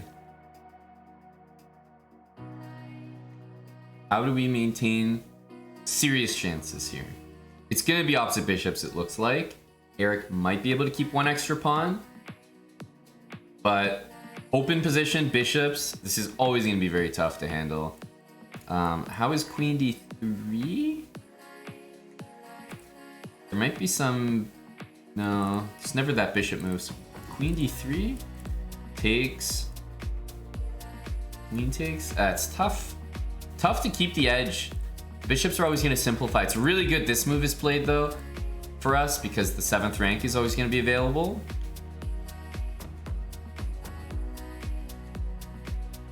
Bucko just tipped $100. Go Eric. We have all the Eric energy in chat right now. But he's in a tough spot where he's probably better, but Black's about to liquidate a lot of things. He played queen d3. I think it makes sense. Takes, maybe pawn takes and rook d4. Could be the vibe. But there's going to be mate threats here, always.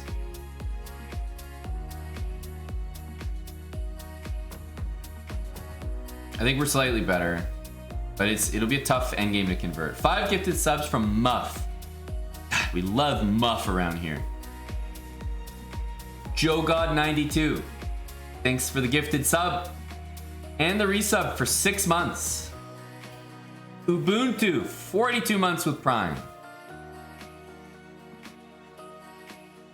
Okay, queen takes can still be played, but pawn takes rook d4 was my other thing. I think this forces the queens off the board, right? Because if queen takes f3, you don't get to double white's pawns, and I think black survives in this position because the pawns are doubled. So now he's going to take this. Bishop takes makes no sense to me. There's 2 pawns hanging. Rook takes for sure. And it's all about the coordination here. Rook b1 looks like an elite move. Bishop c8 is on a terrible diagonal. Bishop a8 still attacked and drops the a pawn. Bishop c6, same thing. Rook b5 looks like a sturdy move, but rook a7 at the end.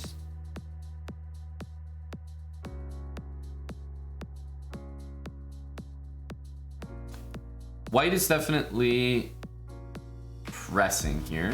He might try something like bishop d5. So this pawn is hanging. Rook b3 looks like another elite move. This is never playable. c4 looks like, okay, this could also be the follow-up, but c4 looks very good. And essentially this rook isn't permanent there, but that rook is. That rook on b3 stays there the whole game.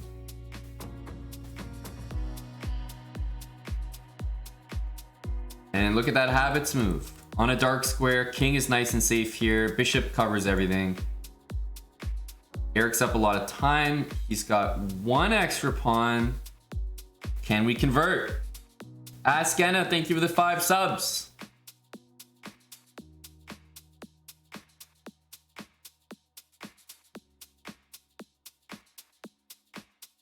Yeah, easy move for Eric. Wow, well, you're definitely happy with this, are you not? That guy's hanging. Black wants to try to play f4. The rook is still a bit strange, so I sort of understand the play, but can we not do this? This should be a kind of nice maneuver. g5 is the move that's happening next. How does Eric handle that? Is that a problem?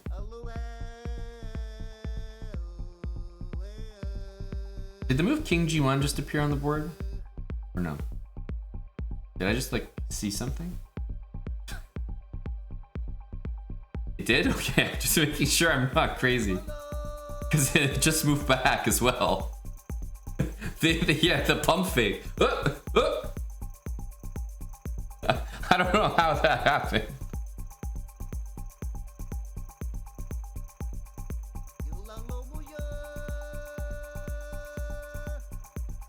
I think what happened was it was just so quick.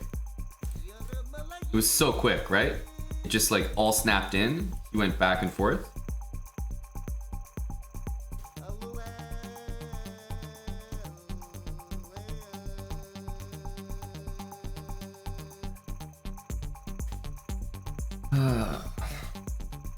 G5 is the threat. So if you play f3, by the way, you just lose the pawn.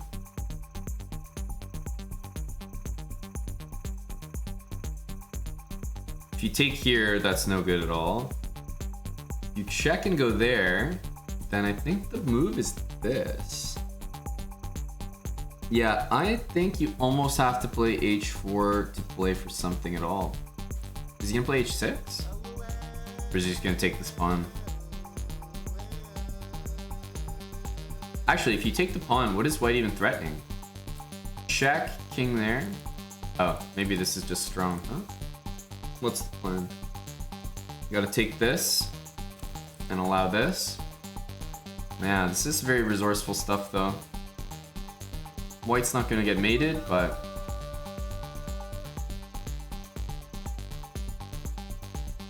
we're also probably not that much better. But if not h4, there isn't really any move. That's the problem. Like, I don't really think Eric blundered in this game. Yeah, and the fact that... Okay, there's this move in rook to c2. Eric has the pass pawn, so let's say if someone's winning, it should be white generally here. But it looks like it's getting very equal. Time is always a factor though, and opposite bishop endgames are so tricky.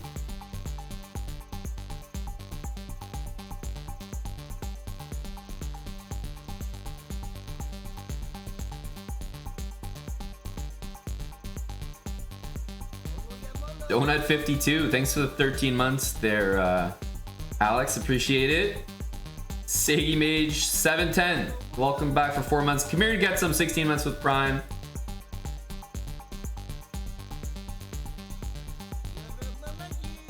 Rook, check, b4. Yeah, it's tough. I mean, the rook wants to sit behind the pawn, but you don't want to give up your a pawn for no reason. I think we're just approaching basically draw.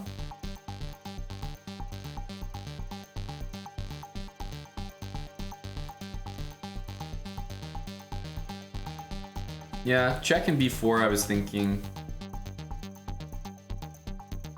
After this, I mean, you're not going to take that. You're probably going to take this, but still. The chance white has is if the king gets in. That's where the chances lie. As I said, I think if anyone's better, it should be Eric. We've got the pass pawn. Feels very close to a draw.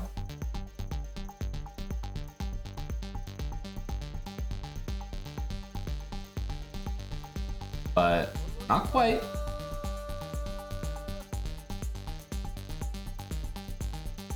King g7 runs into this, obviously, and white wants to go king g5, rook a7, so I imagine that h6 is pretty good. King f4 looks looks like something.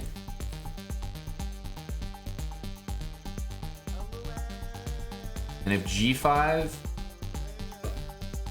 potentially white might win this and end up in a position like this, but I think it's just very close to a draw. Very close.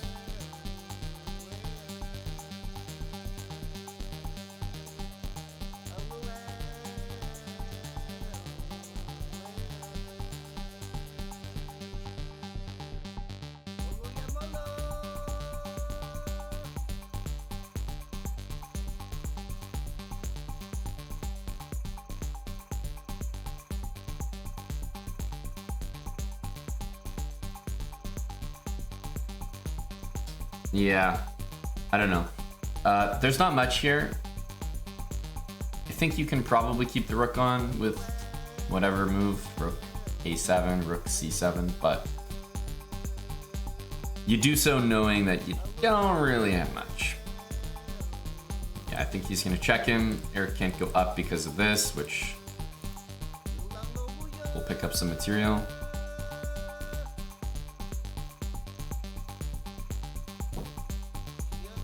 Yeah, he didn't take the draw, but I'm not sure that he's really any closer.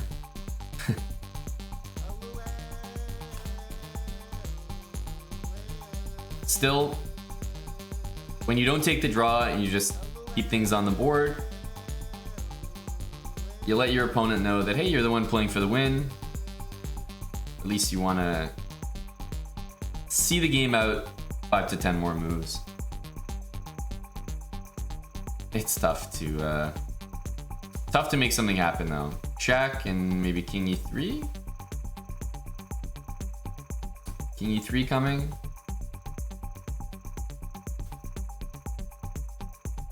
Bishop here. Yeah, it's tough to really say much here. Like rook d6 looks like something. But I don't think there's any moves at this point that, like, c6 doesn't even work, sadly. Sadly.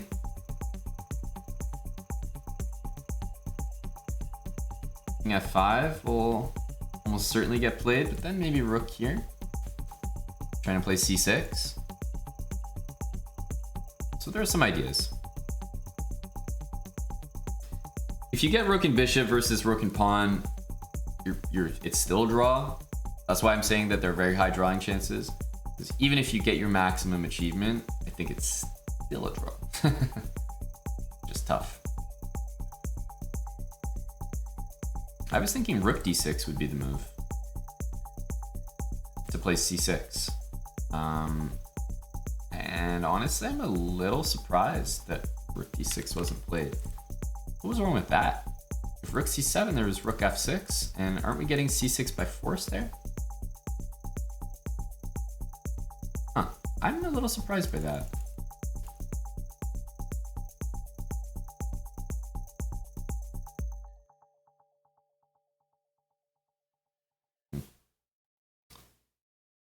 Yeah, like at this point, that's your winning attempt, or that's your bishop securing attempt. Your bishop's covering g3, so remember, this pawn doesn't march very easily down the board. White's pawn has the support of the king and the protection of the bishop and pawn, so Now probably rook f8 check.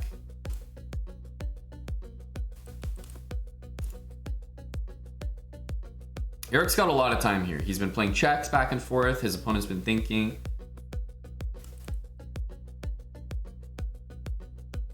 And there's a clear plan. The issue, of course, is like, okay, king here, rook b7 is not good.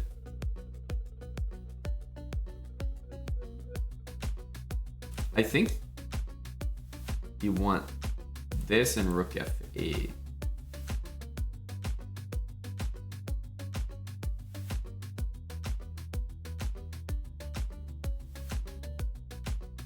It's not ideal, like black's king can try to maybe make it back, but I think you need to give the check while the bishop's there. So there's no rook b7, so at least you can play king b4. But it's still tough. You could also play rook g8 here. That move could be good. Try to force the king back. Kind of like rook g8.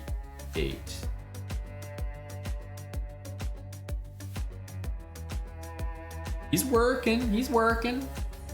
These games are so tense, like often you can try to make some claims about an advantage, but a very difficult proposition. King d5 will almost certainly be played now. And I think it's tough because then this move happens and you have to play back.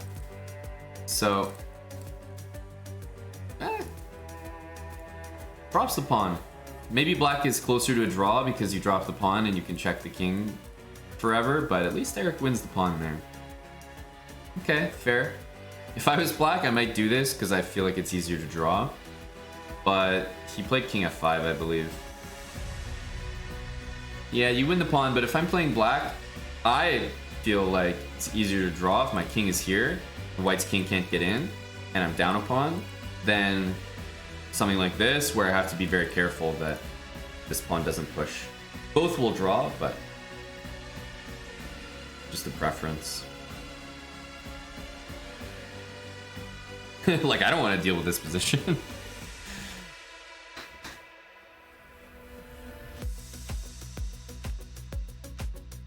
If c6, there's rook there, king there.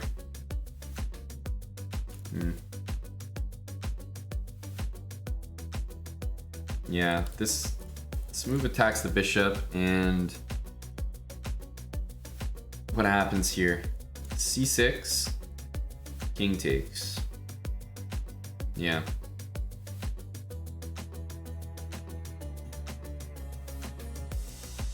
Rip.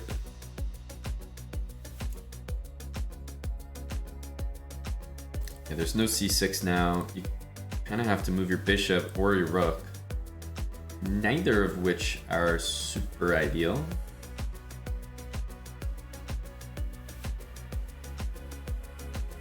I think it's just very drawish now.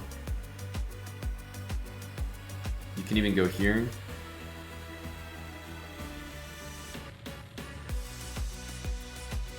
King d5 once again, I think he wants to check and take. Although with your king cut off, it's not very convincing.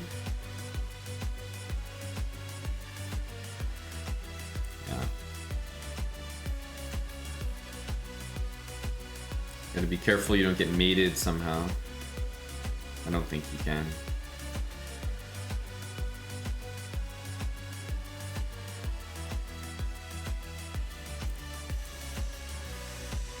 Okay, definitely have to be careful.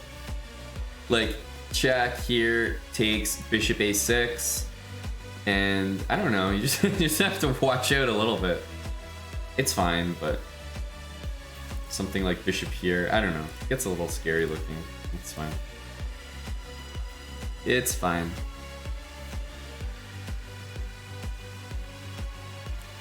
I wasn't sure if he was gonna go there because, yeah, takes. You have this check, but okay, the king can run for a while here, right?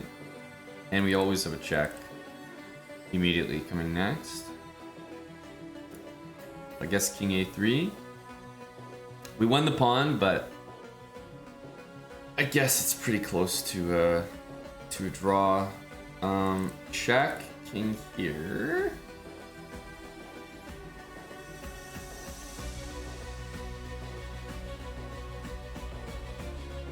I think it's just a draw, yeah.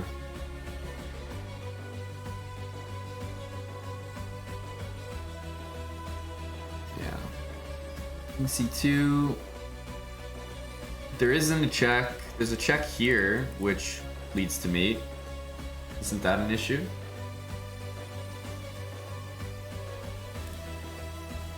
You almost have to play bishop c7 here, right?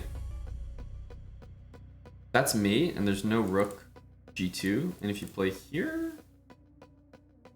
then you lose. Almost have to play here? Yeah.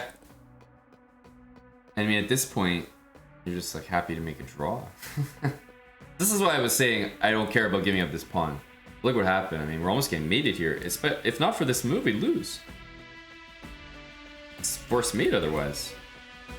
And now, yeah, like I said, we're just happy to make a draw.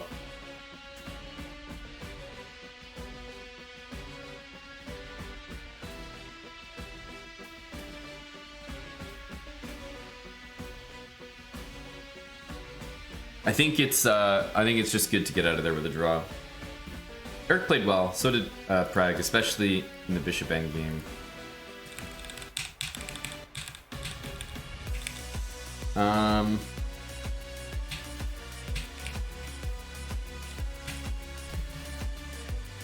There's not much to say. F4 is just extremely strong.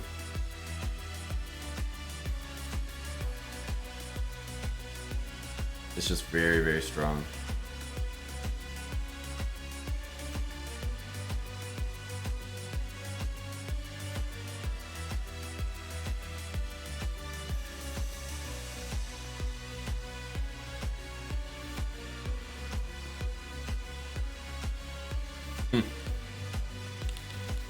Well,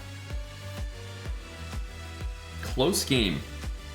Definitely not a bad game. I thought Eric handled the opening pretty well. He gave himself some chances, but theory's theory for a reason. Even though black was down 2 pawns there momentarily in the middle game, the bishops are so strong.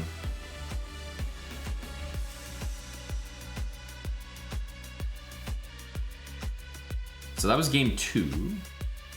And it's 1.5 to half. We're down a game because of the loss earlier.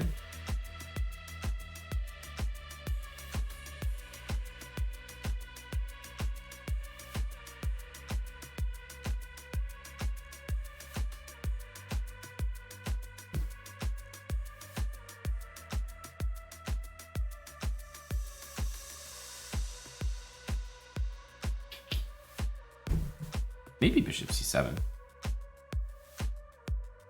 I guess in the worst case, we just go back to g3 and play a very similar game to what we had, but plus the pawn. I guess this is always concerning. But a rook there. This.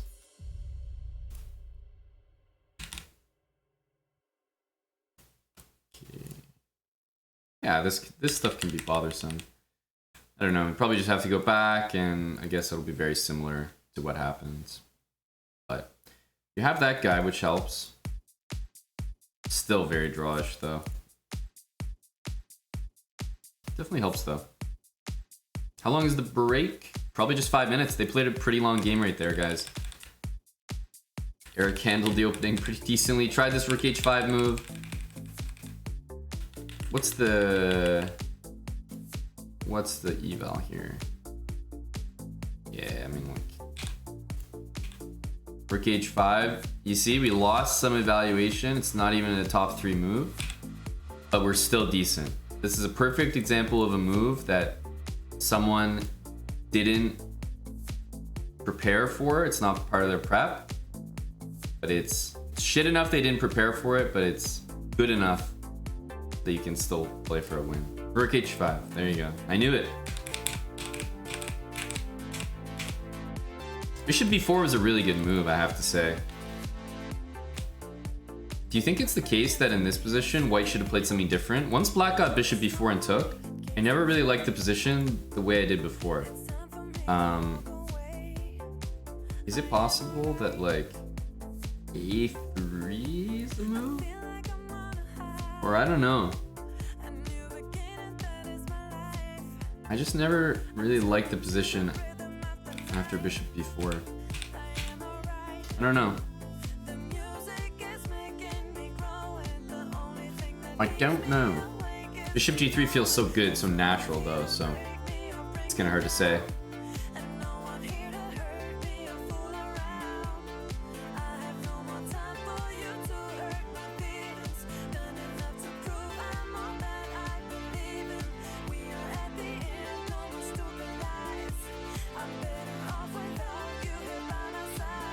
My rook d6 move in the endgame? Oh, maybe.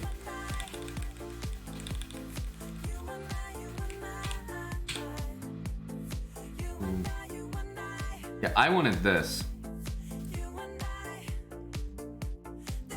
If rook here, we go like that. If rook here, we win. So I don't see how you're stopping c6.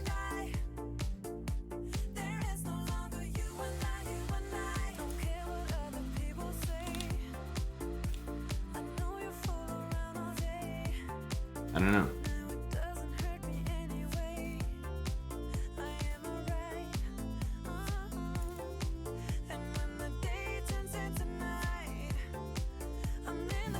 Maybe this?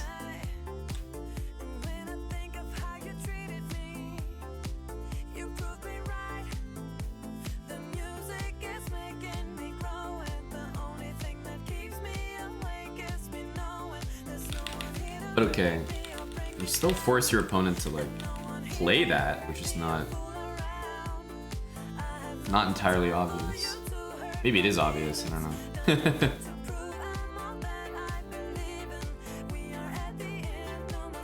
King e3 though. There we go. Yeah, I don't have to go this way. It should be good. Good for white. Yeah, I don't know. Rook d6 thought was important, but I think it's all dead draw. I'm sure there's a brilliant move here.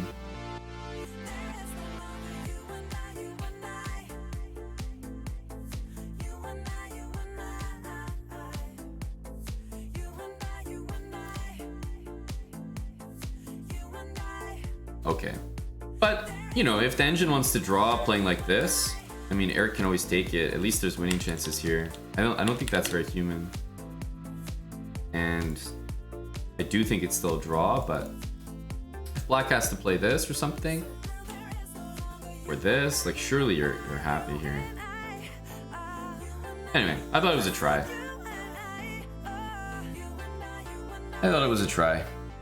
I think rook d6 objectively probably was a really good try for a win, but draw with best play.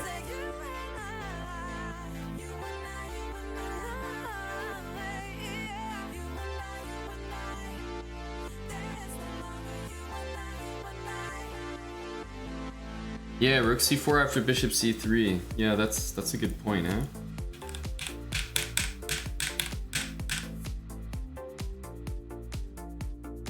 That looks very intelligent. That's probably the last critical chance. Keeping the pawns like this, I would assume, is a win every time. So I didn't even consider it actually. That looks pretty convincing. That looks pretty convincing.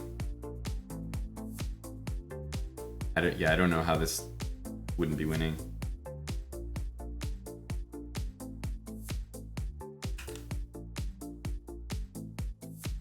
Yeah, black has some like moves to make, but this is a very, very good attempt. Eric definitely had the edge, like no question. As it got in the middle game, he's up 2 pawns. Things were good. Here, I felt good after rook b3, but the way Prague played from here, pretty flawless. f5 getting f4. Not much Eric can do. He tried, but in matches like this, you're gonna have games where, yeah, you're pushing, your opponent ultimately holds a draw. It happens. That's what happened here. That's fine. It's a 4-game match. That's gonna happen. But the only reason it's extra annoying right now, and it wouldn't be normally, is because Eric's down a game. So in the next game, we can't lose or the match is over. A draw gives us another chance in the final game. And a win, obviously, puts us right back in it. Eric's got the black pieces. This will be game 3. Yeah, I wonder what Eric's gonna do. Maybe just play knight f6, e6. Spartones, thanks for the 58 months with Prime. McNull, 4 months with tier 3. Thank you, McNull.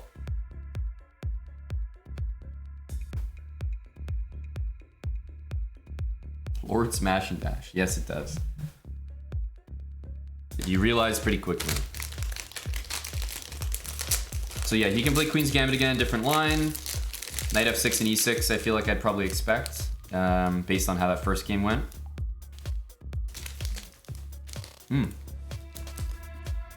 Back to the Grinfeld. Back to what we know.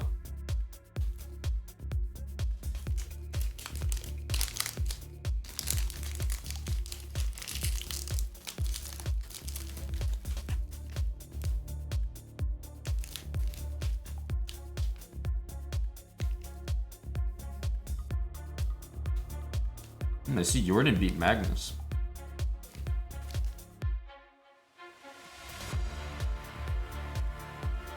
Damn.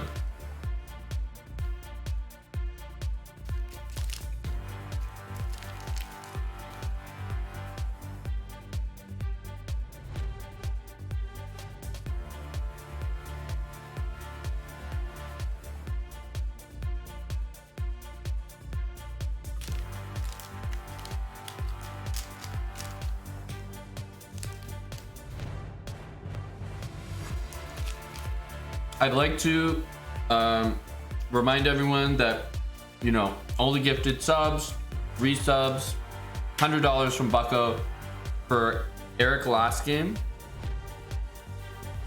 All those were win subs. I get it. But lucky for you, here at chessbrah, we do allow rollover Sky Miles. So all of those subs and energy, they all roll over to this game right here. So Eric is starting with an edge based on the support from last game. We've carried it over to this game, and I'm pretty excited about what we have in store. We need to draw or win. Can't lose the game or the match is over. Queen a4 is an offbeat sideline. There's lots of main lines, whatever stuff to do here. This is a sideline where you're trying to make, you know, something that black does. You're trying to make it awkward for them. Queen d7, bishop d7, knight d7. You're trying to put a piece on a square where it might not belong.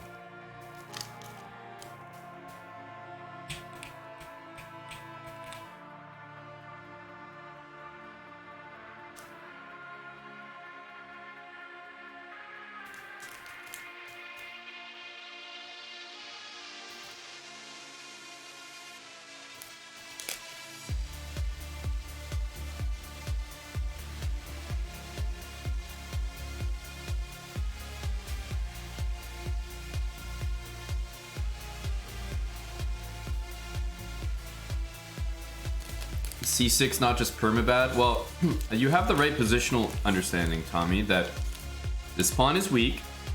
Bishop a3 will try to keep it down, but can you really keep black's pawns from moving for the rest of the game? That seems very difficult.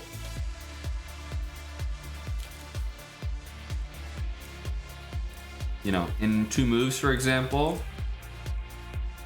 some of those things might be threatened, e5 or c5.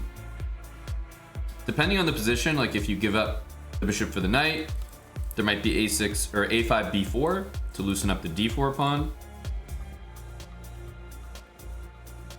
Plus, maybe Eric wants to leave it here and go for knight b6, bishop b6, and play on the light squares. So, could be like mutual understanding. You can have the dark squares, I'll have the light square.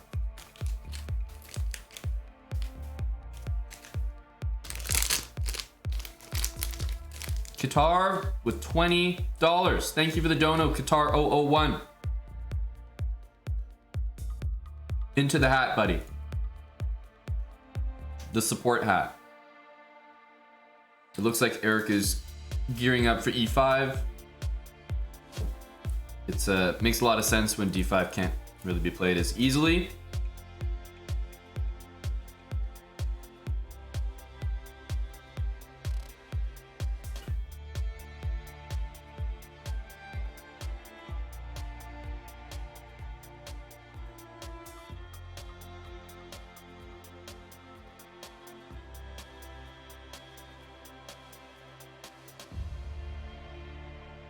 And although it may be tempting to always kick the bishop here, he might do so. Bishop h4, and he sort of wants to keep pinning that pawn. If queen c7 to try to play e5, he'll be taking that. Right? That pawn can be grabbed. So he could have gone for the e5 push. Now that that's been prevented, I think he's maybe considering going back to this, which is what I mentioned earlier. Bishop e6 can't be harassed by knight g5 anymore, and the rook was needed on e8 anyway to protect that pawn. So Eric hasn't really wasted any time with rook e8. Thank you to Chicken Pants, 300 bits, Electromagnetic 100 bits, Bagels for Brecky 100 bits. We need a big result this game. And the collection plate is going around. The chessbrah Church collection plate.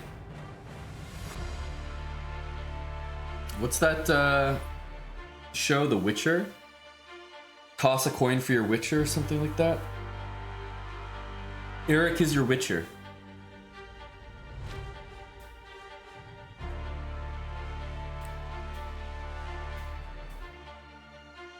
So let's say this happened.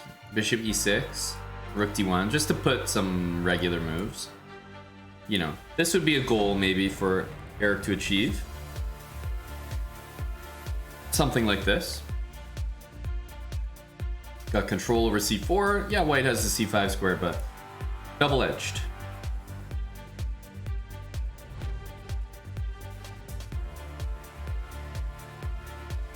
Now, white's not going to be necessarily so cooperative, blah, blah, blah. Also, after bishop e6, you always need to consider d5. So, something like this.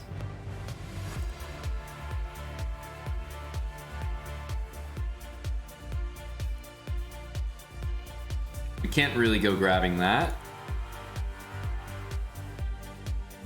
And we're down a pawn. And if you move, there's bishop takes here. So there's some tricky stuff still in the position with d5. Black might need to play some h6 move. Thank you for the dollar. Taxidermist, 100 bits. Askena, 100 bits. Ashwin Kalra, 100 bits as well. No, those are my moves. Oh, well, they're also his moves. 29 Juanito, thanks for the 13 months.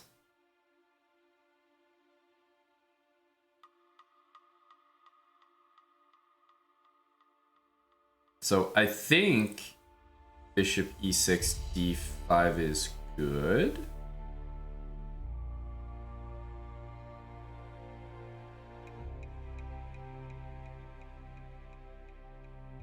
Cheers, Latin and Blonde. Queen d6, offering a trade. Now, if takes, the e-pawn is going to be hit, which is an important tempo. Bishop e6 could still follow. Let's say you defend this guy. What would we do next? Bishop e6, right? I think black is doing well here. So queen c1, maybe with this idea, also bishop f4. Queen c1 is nice though. Gets out of the knight c4 stuff, and that's a very useful diagonal for white.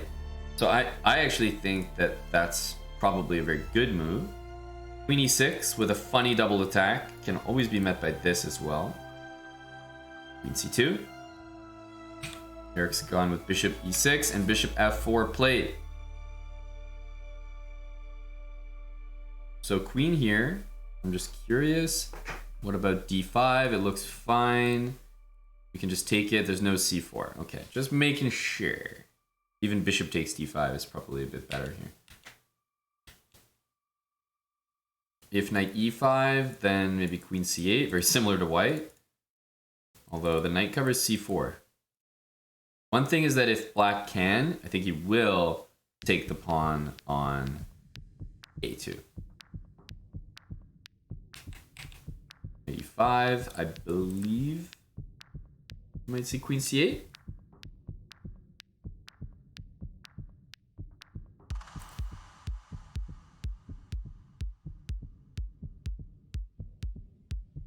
Yeah, this looks unnecessary.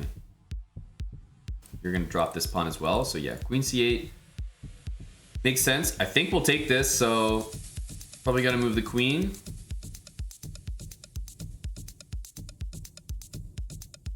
And maybe we'll see f6, bishop, f7. Or f6 just to gain control of that square. d5, just because I feel like you should always calculate this move, just to make sure.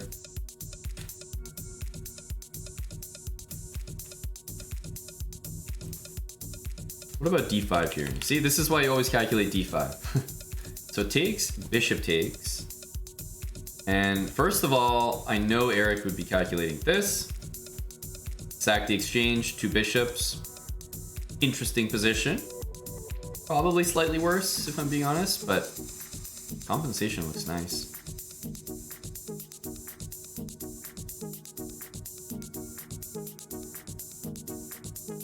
Man, they really did a good job fixing the Pragnananda camera. Now you can actually see the lad.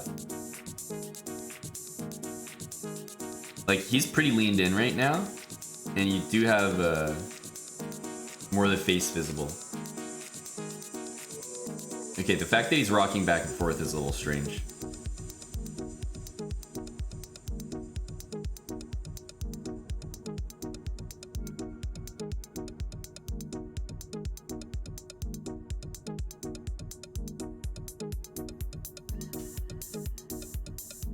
You think he's listening to music? I don't think he is. They should do that to some of the players. They should force them to listen to someone else's playlist. Because someone's gonna get the techno. And I just want to watch that.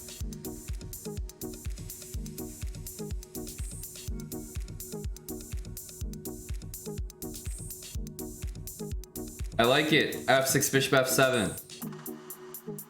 Eric has a position that he can meander in. There's no, like, very forcing breaks to be concerned about. And it looks like a position that is completely non-theoretical in nature. I like it.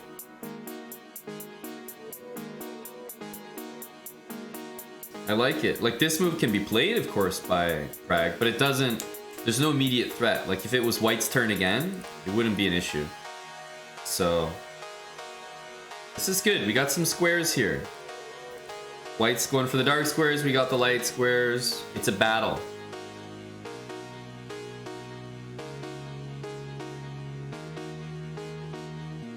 Fractal, you are onto something, buddy. The chessbrah model should be applied to this tournament. Eric Hansen versus Magnus Carlsen. All of a sudden, there's chicken pants. There's Bucko Bonsai. You know? $300 donation. That's right, bitch. Listen to grunge for 2 hours. You're onto something there. We could really lend a helping hand to Eric.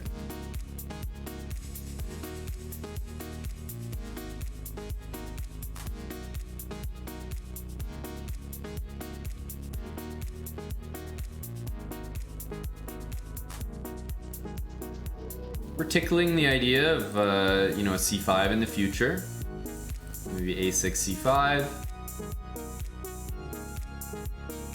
C-pawn being attacked. Queen is tied down.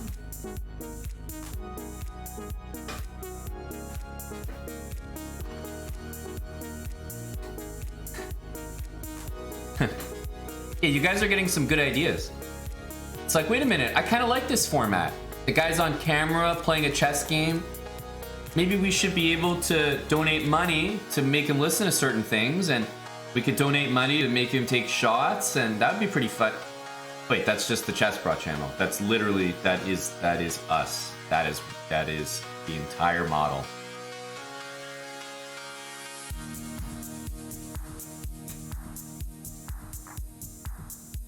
Already doing that. Great nose boy, thanks for the 5 months. Badgerlet, thanks for the 18 months with Prime. Kevin Barker, 22 months. And Chicken Pants and Latinum with the bits.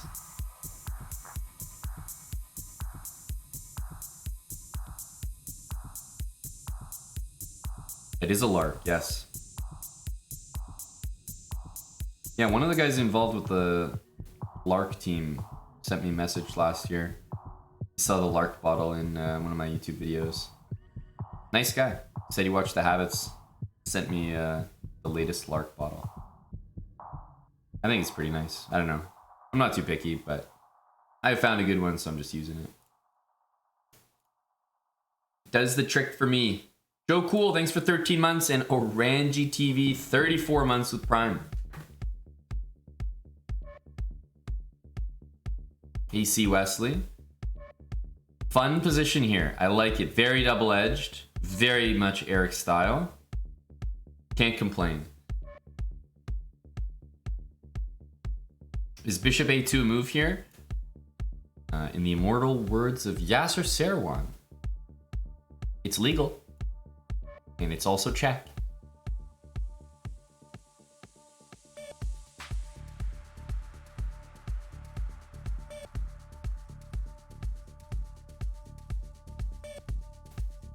How many of you would blunder that? Because I already know there's about 5 to 10 of you who did.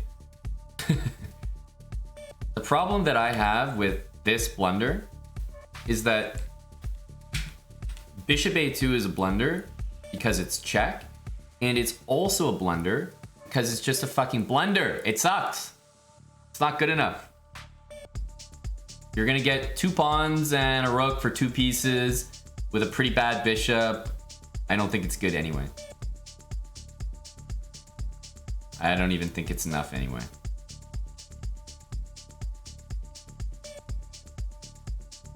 Yeah, Bishop A2. Gotta be careful, guys. That long range check. That's an easy blunder to make. Queen E6 threatens the pawn for real. And if Rook A1 to defend it, Queen C4 would be my first consideration. Rook C1, and my guy's battening down the hatches for a rough winter. It looks like he's gonna survive though. But yeah, Rook A1's a depressing move to play though, right? You're definitely not having a good time there. So let's say he plays A3 instead.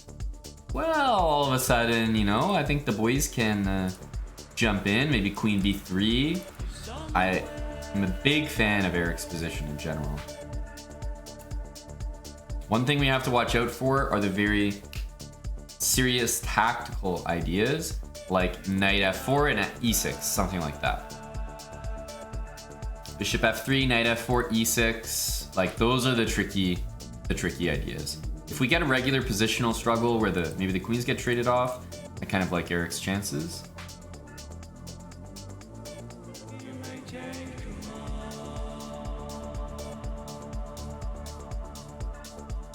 Now what?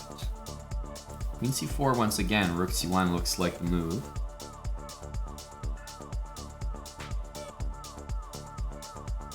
So we got to get something going here. Oh.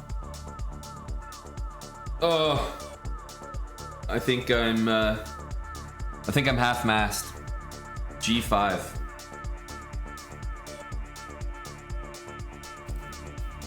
Stops Knight F4. Maybe has the idea Bishop G6.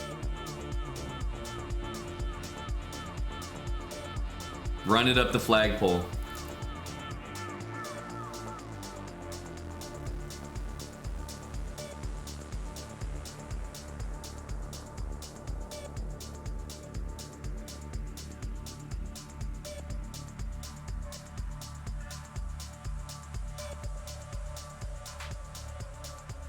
Yeah, this move is expected. Now Queen F5 almost feels necessary. You can't leave your queen over here because I'm pretty concerned about that. Queen D5, sorry, can also be played if you want to reserve the bishop there. Yeah, okay, queen d5. But the queen definitely has to move. You do not want to take with the queen on f6. The point is to always take back with the pawn.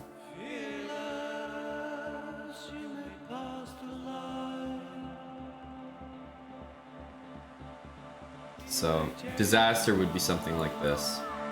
Oh wait, hang on. You can take that, eh? How was this? Actually, it would be a disaster to win material.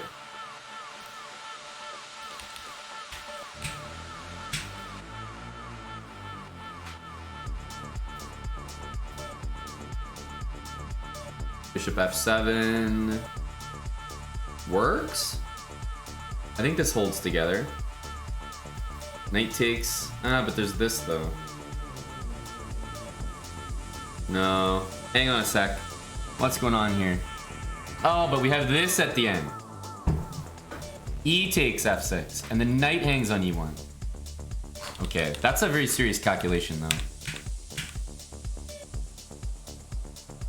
Bishop g6, like, it just doesn't look like a move that I'd want to play as black. Like, okay, I want to play it, but it doesn't look like a move I'd want to calculate. Because maybe I have some other options. However, Eric has the time to do so. It's the move you want to do. You just got to make it work.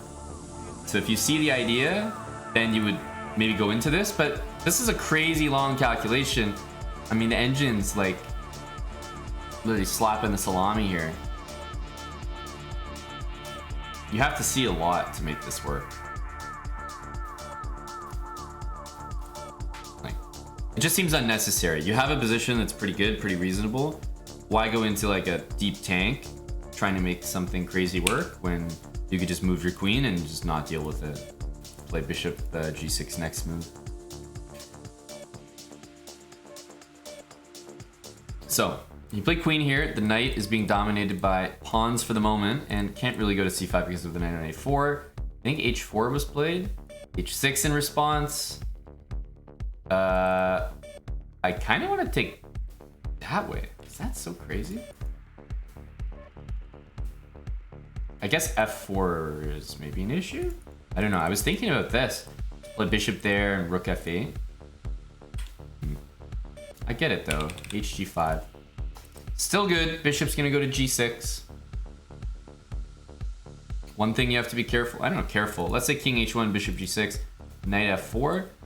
I take and I take here, right? I take, and if I take, there's rook takes e8. So that. And if I take on c2, there's knight takes d5, and I don't know what's happening here, but it doesn't look good at all. So knight f4 after bishop g6 just looks like it's one of those moves to be very careful of. Sometimes it could really hurt your position. Butner, appreciate the 25 months. Thank you for the prime resub. Yeah, well now the queen's out of the way, so there's definitely no knight f4. We can go bishop g6. Eric's playing a la tempo. And remember, this knight can always reroute to c4.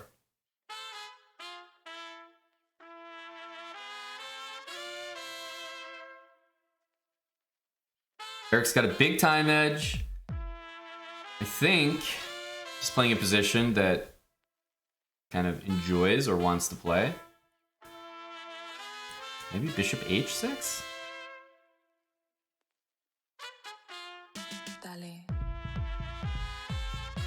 Yeah, bishop h6 Verde.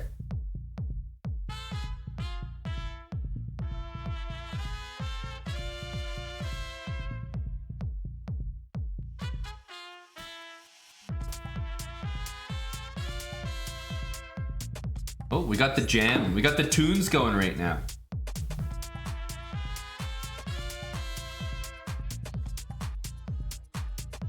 Surely have. Actually, you could take this way to just permanently stop knight there. If bishop takes, are you going here? Maybe not.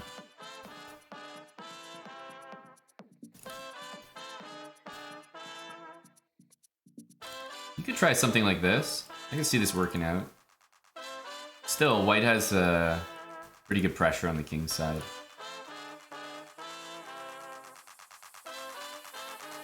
I was actually thinking of this, but it feels wrong. Like, bishop takes feels like the correct move. Pawn takes.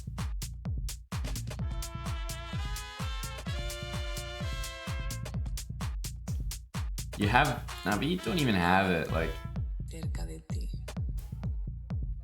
it stops the knight permanently, which is great. I love that. But I'm just wondering if this arrangement is a little suspect. Like bishop h4 next. Okay, Eric took with the pawn. Big decision. Rook f2 looks like the move to me. Followed by bishop h4. I think Eric's got to bring the king up then. Okay, played e6. Maybe this is also extremely logical. Something about f takes makes me feel insecure about my king.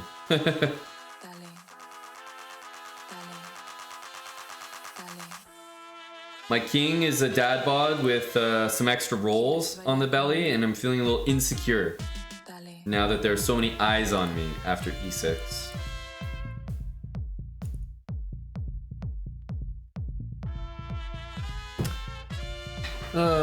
Grunfelds are always like this, eh? Maybe bishop g7 back to f6? Does that even make sense? Well, rook f2, bishop h4, I wanted to win this pawn, but now things have changed. He played e6.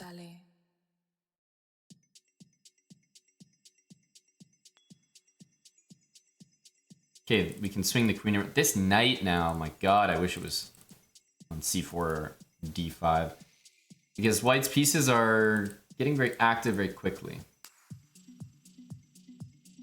And you don't really want to give up this bishop ever. If the rook gets to e5, I have a terrible feeling in general.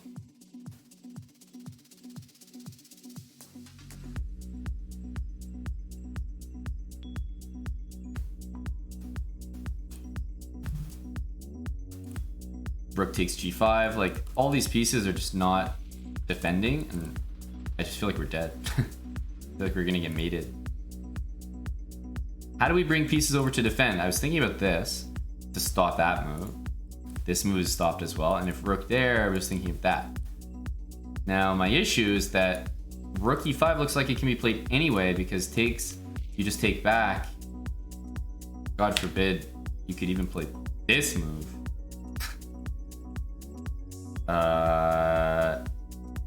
Did this... Okay, maybe there's this. And somehow black survives this, but I still don't trust it. I don't know. The whole thing looks off. Maybe rook f8, black's fine here, but let's say just knight takes back. Queen's coming to g5. I just feel like the position's dead. So...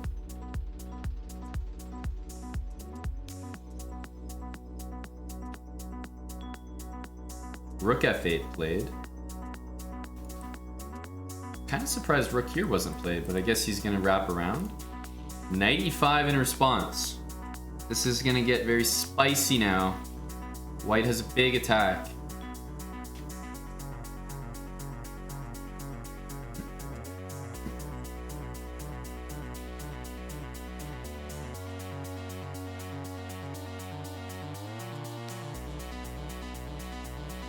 I don't know. I don't know what's going on here, guys. Hold me tight. We're in for a ride here. C4, also possible.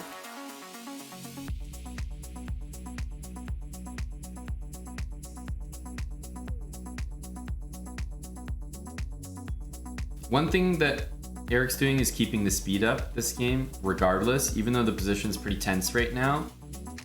He's not investing a ton of time into every move. My knight on a4, I want back in the game so badly.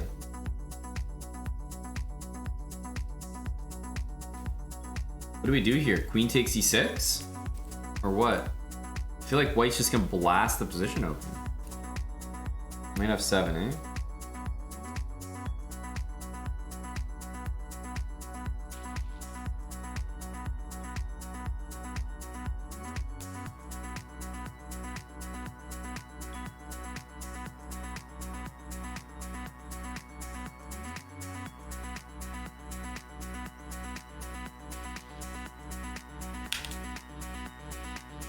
Yeah, just gonna take this. Although,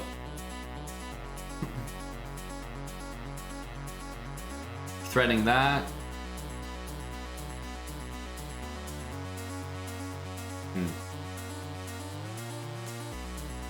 Yeah, maybe it's tough.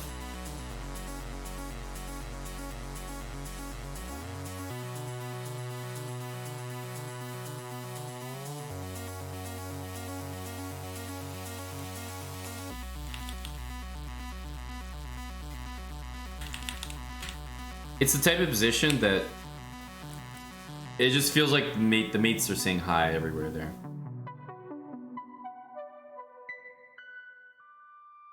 Could be the case here, but this move is very strong. It is the case here that that move is very strong. It is definitely the case. Okay, C4 is extremely strong, I believe.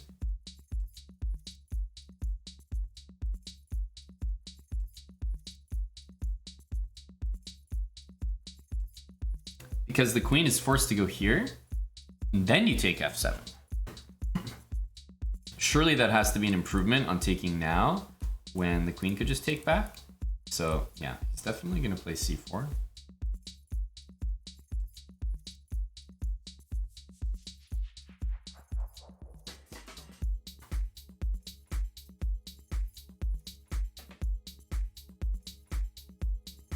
What happens if he goes g4 after c4? I'm gonna let you figure that one out for yourself. I'll pass that one back to you.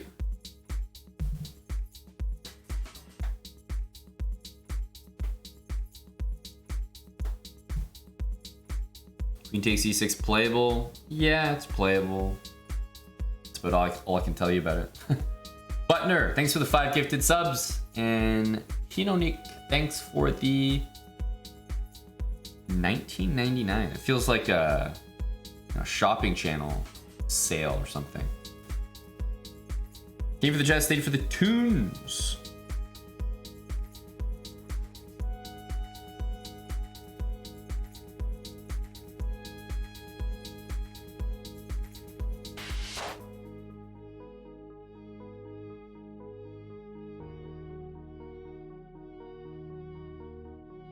It's a very uncomfortable position. You certainly cannot take on you can't take on c4 because then the bishop takes, and you take on f7 and the bishop protects it,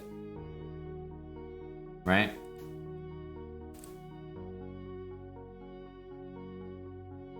Yeah, this is tough. Basically, he's evaluating this position as lost, which I believe it is. Either this or this. And if that's the case, there's also this move, then you probably have to sack your queen, but this is also lost.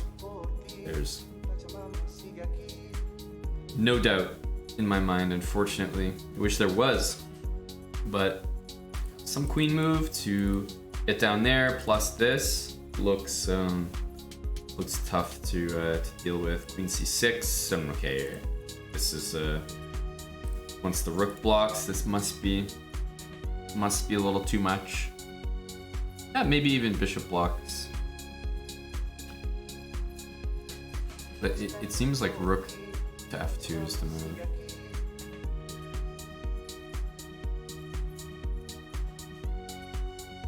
The really annoying thing is this pins the rook as well.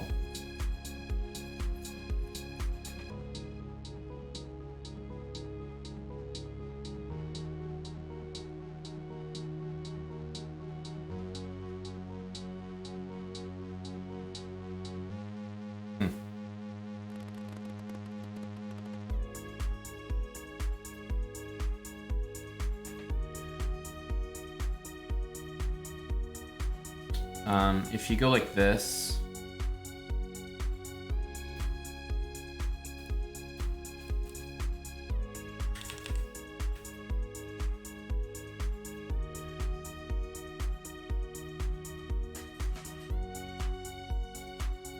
nothing here either.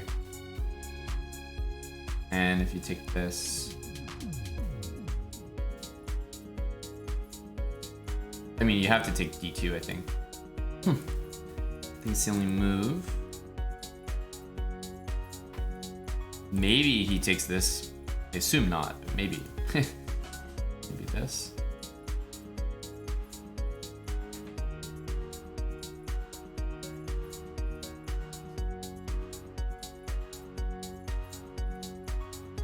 I don't think there are many good options here.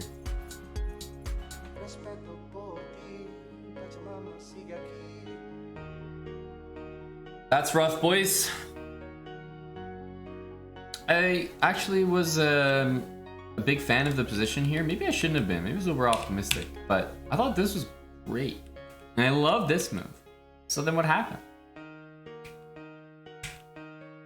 What happened? H6?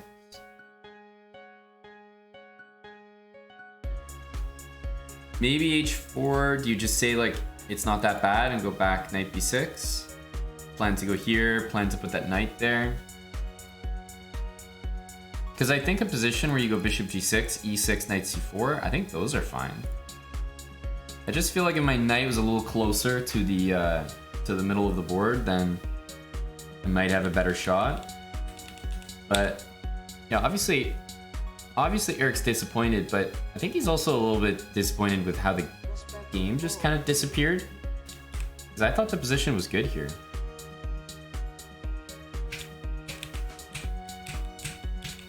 So yeah, maybe H6 is not the right path.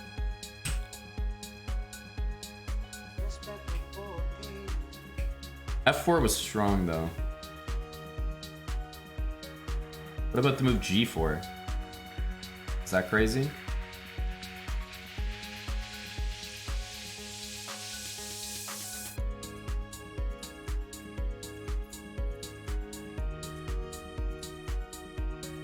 It's G4 crazy.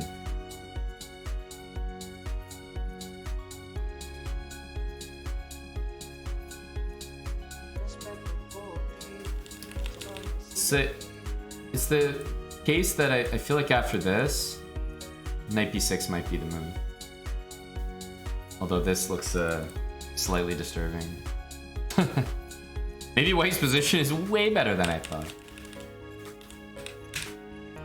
The computer probably wants this based on that line we calculated. So I know that they're gonna suggest that. Oh no. They don't? Or they do? Oh, okay, it's not.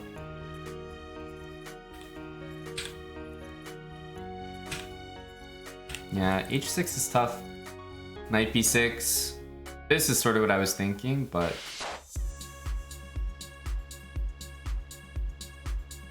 I guess white's position is just way better than I thought.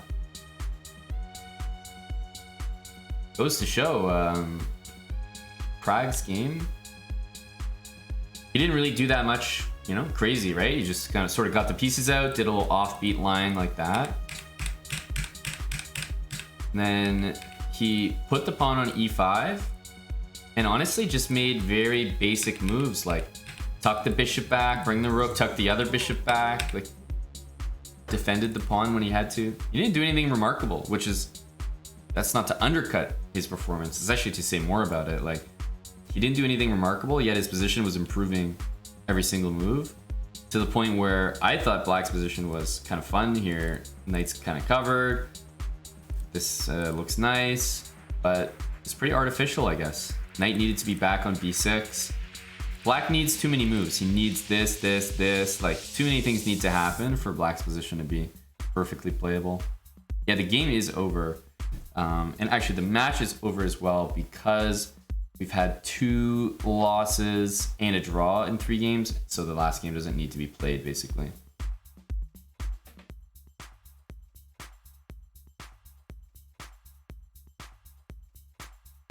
And the last 2 matches will be against Magnus and Duda.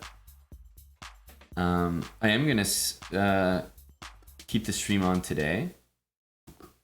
But this, just so you know, tomorrow April 27th, we play against Magnus. That'll be a pretty exciting match. April 28th, we play against Duda. Pretty tough way to finish off the tournament, but I think you guys have learned that there isn't really like an easy pairing. That's not really how this tournament works. Everyone's super strong and everyone can beat everyone else.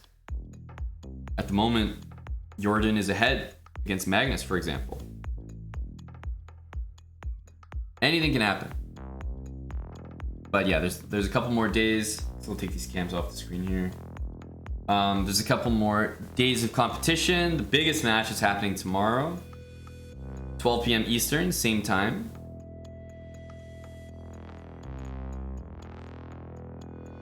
But today definitely wasn't our day. I think it just got off to that bad start because this game, okay, it didn't go well in the end, but I actually thought it was kind of a good game, good opening, like kind of game Eric wants to be playing.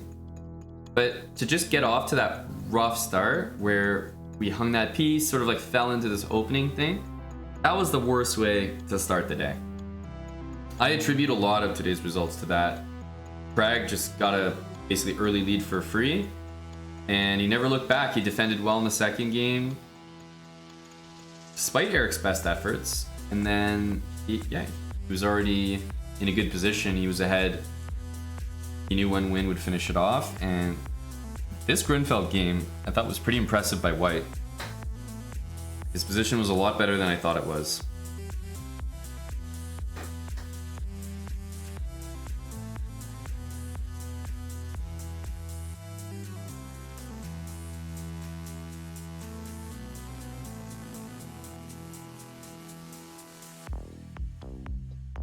Is Prague in first place? Probably. Yeah, probably. He's won every match except one of them. And Magnus, I don't know how Magnus has done. I think he lost the match to Lequang, so they must be at least tied. And Magnus is down in the match today, so he's ahead at the moment. And if Magnus doesn't win this match, well, actually, he is now in clear first place. Because Magnus is down a point in his match, so the best he could do is win the match in tiebreaks, which gives him less points than winning without tiebreaks, which I believe Prague has done in every match that he's won. So I think Prague is in clear first, no matter what. Wally Renfield, thanks for the 9 months. Rucksack, 4 months with Prime. JWC Freeze, 8 months. Welcome back, buddy. Yeah, today was very tough. So was yesterday, it has to be said. JC Digital Girl, Eric seems to be a little bit off his game the last 2 days. But hey, if you're having a tough tournament and you still have a chance to beat the world champion in a match, that's more than a feather in your cap to take home. So I still think tomorrow's match is pretty important, especially for even you know, his placement in the tournament. Not just the prize money you can take home, but you know, letting the organizers know, hey, I came here to play. And I think he has. He's got the lowest score in the tournament. He's the lowest rated player, but he was able to take out Shaq. And if he can put together another match win, I think that goes a long way to, let's say, like, yeah, future invites, whether it's these guys inviting or other organizers.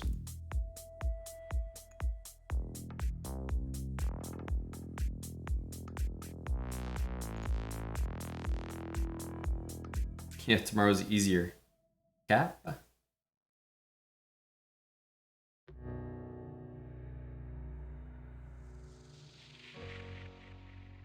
Thanks for the support, JC. But yeah, I think I'm not gonna cover the last round of this. They have the official coverage if you want to check it out. I think I'll stay streaming here. I'm gonna go to the hockey game tonight, but that's not for a little while. So I'm just gonna take a break, just grab a drink, be right back. Get some chess in the afternoon. Unfortunately, we missed Title Tuesday this morning because it coincided with this match, and I'm not going to be able to play the late one, but we'll be able to get some games in. No, well, there's no Title Tuesday right now, so it just didn't work with either of the things I had scheduled today, unfortunately. All right, I'll see you guys in just a sec. I will be coming back and hanging out, tunes, chess. Haven't done a stream past the commentary in a couple days, so it's been a little busy here, but I got some time now, so I'll be right back, guys. Feels bad for Eric today. It's a tough loss, honestly. It was a convincing one. Tomorrow's against Magnus, and I'll definitely be here for the commentary. So give me a sec, guys. I'll BRB.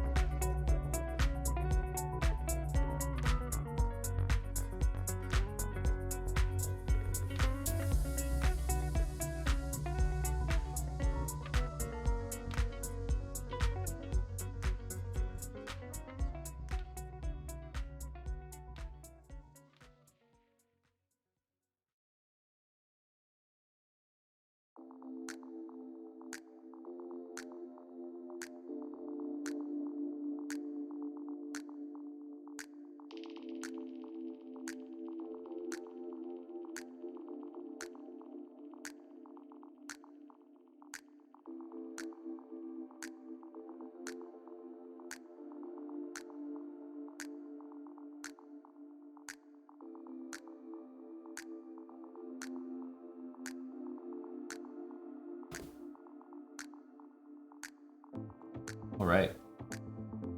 We back.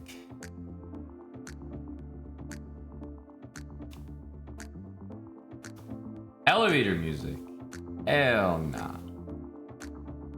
Oh, hell nah. Let me change this title. Rip the match, boys. Rip the match.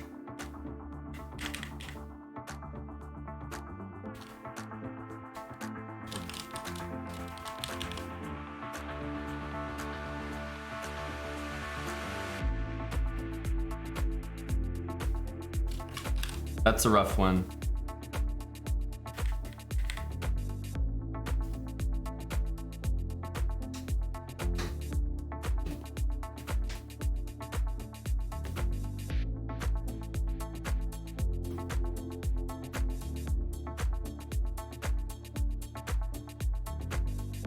Am I still improving my all-time high? Certainly not.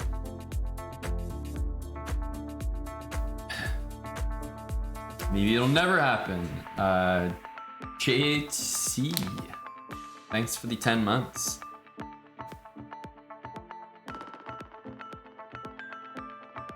Welcome back, dude.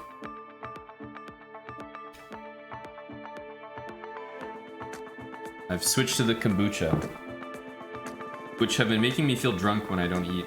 So, very strange. The trace amounts of alcohol are enough, apparently. Some requests. Inflation. Inflation, yes. We're in Toronto now. We gotta have Toronto prices. A cocktail in Calgary is cheaper than a cocktail in Toronto, significantly. The song requests have to match.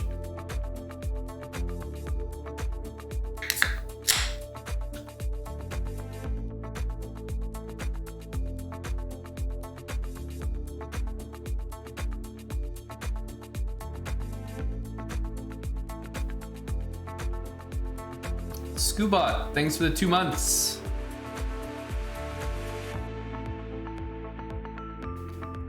And I haven't played in a good little bit. We're close to our sub goal as well. I'm probably gonna lose my 2800 right now.